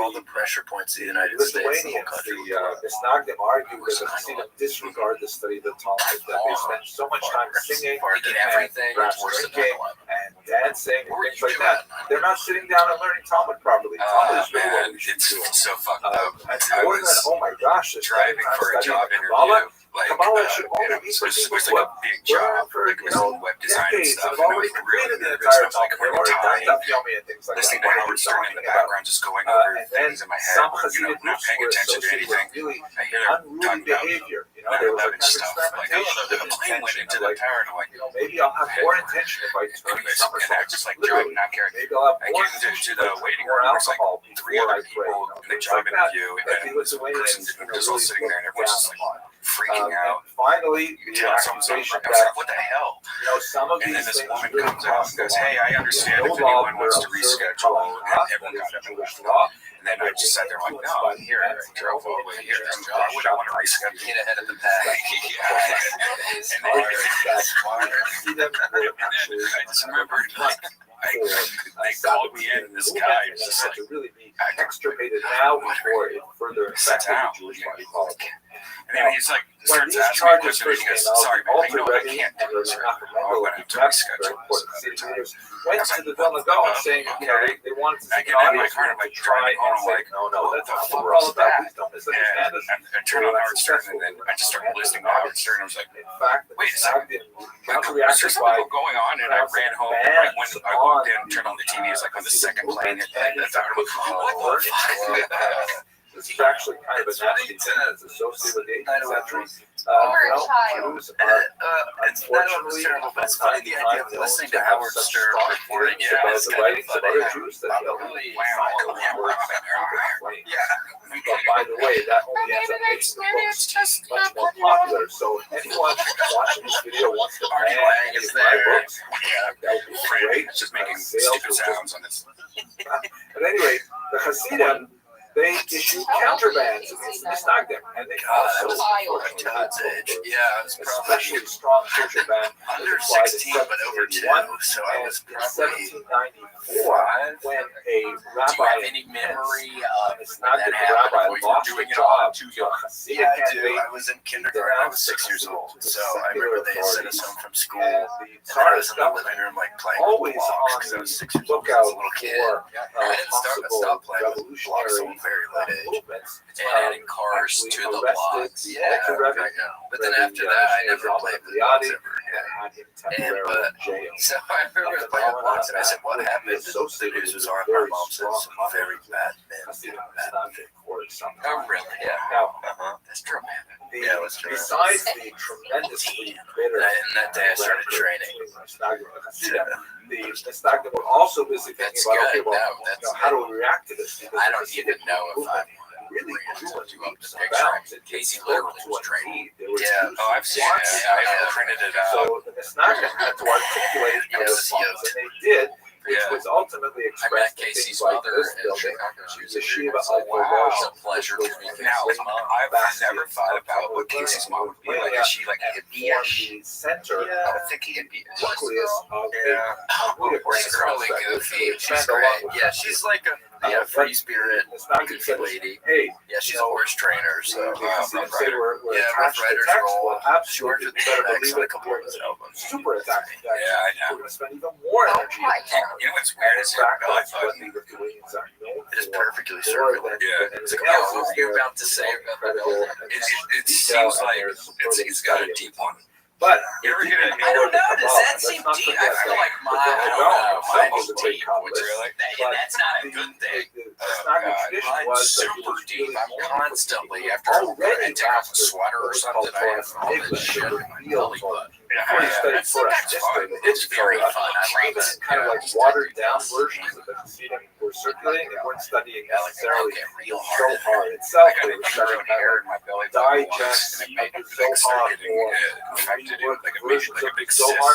And it popped and all The this like Lithuanians were already studying the core text, but they did not believe it's so fucking gross. necessarily I think it's like oily writing. smell. But one Yeah, of the it key did smell. disciples And I had to of take like Vilna Q-tips Gaon, with the great rubbing Chaim alcohol of or whatever, Volozhin, hydrogen associated peroxide. with Yeshiva. He wrote essentially a response to the Tanya, which was called Nefesh HaChaim, the soul of I don't know. I life. didn't even see the hair. This is essentially I was Kabbalah like, I for went to urgent care after it, and they're like, It "Oh, is, you just by have the way, green hair." overwhelming. That was like I dying. remember Like, oh my God, personally when I was studying in Yeshiva in Jerusalem, I spoke to my colleague, Rabbi Rothschild, Erica pulled some long ass hair out of me in those early years of my yeshiva study. doing it. I So said, how's it going? I said, smells like the grossest. okay, I'm enjoying yeshiva. You know, I go to yeshiva in the morning.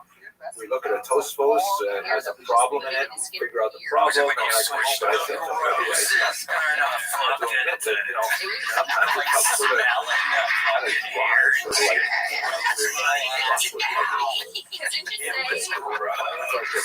like, I'm going home for dinner. And so, okay, so what you guys do?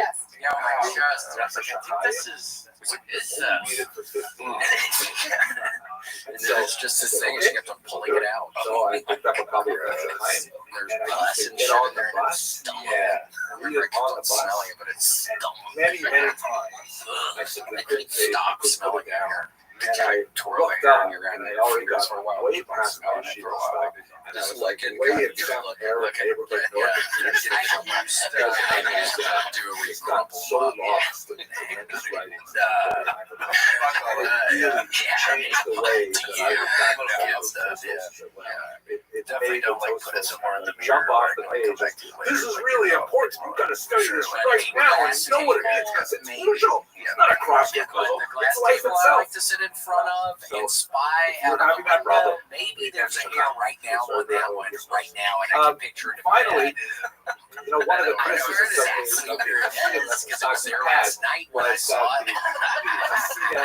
Venerated their leader, sometimes called it Tzaddik, sometimes called it Rebbe, to an inappropriate extent that in some cases The hearse is still around. There's people living in an RV. Oh god, the RV people are still there. That really bothered me. I confronted some trash people dumping tons of trash, and I go out there with a little bag. I'm like, hey, we all work for this place or something? I see y'all loading a bunch of trash in here, bunch. And they said, yeah, we work for all the properties. And I said, okay, good, because I was about to beat y'all's asses if y'all weren't. And then I immediately said, no, I'm kidding, I'm a pussy. I was like, yeah, I was about to beat y'all's ass if y'all weren't, because I've been watching y'all. And I was like, no, I'm a pussy. And then two guys just kind of stood there and stared at me, and I just walked back. They smiled a little, but they didn't laugh. You should film this shit. Okay. That's hilarious. I need your glasses. So what your glasses do? You can film people. That's a fun perspective. Record. Beginning of the 19th century, there would be a major challenge that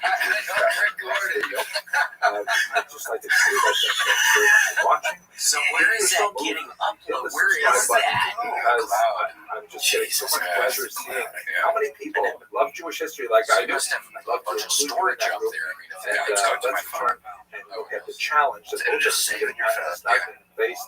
Do we look handsome? How do we look? Very much. Is it just? I guess it's just your normal eyes, right? Not video camera. But if you had these glasses on and you went to those trash people, That would be so but fun. actually start a fight. yeah, just start swinging. Yeah, fucking. Because I don't swear to God, I don't think they were. I don't It's know. They said valet the right trash. name. It's a nice building, but they don't offer valet trash. So it's like when you're talking about you work for our building. Dude, I felt worked up a little bit when I grabbed that little bag of trash that I created to create the encounter. I was getting kind of worked up a little bit. That's why I had to say something. That's why I had to say something. I've been watching them a couple fucking days. I was fucking ready. But I was getting my little trash together to go fucking throw out there. You got fake trash together just to go out there? Yeah, with the confrontation, I had to be quick because they're dumping bags out of the back of the pickup. The last two videos, there's like a bunch of bags. Fake trash is still trash, though, right? Yeah, This is valuable. So what was it like? Like paper? It's like a towel. Reaction of the That's stupid. No, it was like a bag of like recyclables. It's like recyclables. But there's a new movement that is more associated with Western Europe, in particular with I feel a little better because I would continue to look out there and see dump in the trash. Heartland of the Hasidic and the Snapping territory, and that is the Haskalah. An extremely important movement that, like the Hasidic and the Snapping movement, would endure to our contemporary days. You get a little camera looking out your window, so you can sit there, in bed and look out the window. So let's look at this sketchy of the Haskalah. First of all, the term Haskalah means enlightenment, and it is just the Hebrew translation of the German term Aufklärung that was widely used in the 18th century to refer to this. Shit, I turned into some weird looking out the windows, fucking dragging people out. They were scary. I swear to God, I was watching them for 5 hours one day. They were out in the parking lot, and I'm looking out the fucking window, and they're getting all these bags of and people are coming by like buying it. I was watching this horrified, thinking, he was forced out of doors like everybody did. And while they're living in tents, your kids could be worried about aftershocks for some weeks, because a lot of buildings were destroyed. He has some encounters with Christian thinkers from the local church that he probably would not have had to do. Prior to Watching y'all. among other things, he Five Nights at Freddy's discovered highly the do not letter of recommend. Aristaeus and fascinating stuff, but Every My blood single pressure. time he can't he pass night used two. to like That's night two, and I swear to God, it raises my blood pressure. I like love it for a second, and then I fucking hate it. It's horrible. It's scary. Yeah, it's scary as shit. predecessors, like Bonnie's, for example, Okay, writes it's 1 chapters a.m. and then like, dude, you see like a little head. there is Like this that. Like then they start running down the hallway, and it's like it's so stressful. All you hear is a fan going, and you click on your little things to see in the screens, and then you can just turn on a light or shut a door. Those are your two controls. It turns into a very stressful situation. You should play that in VR.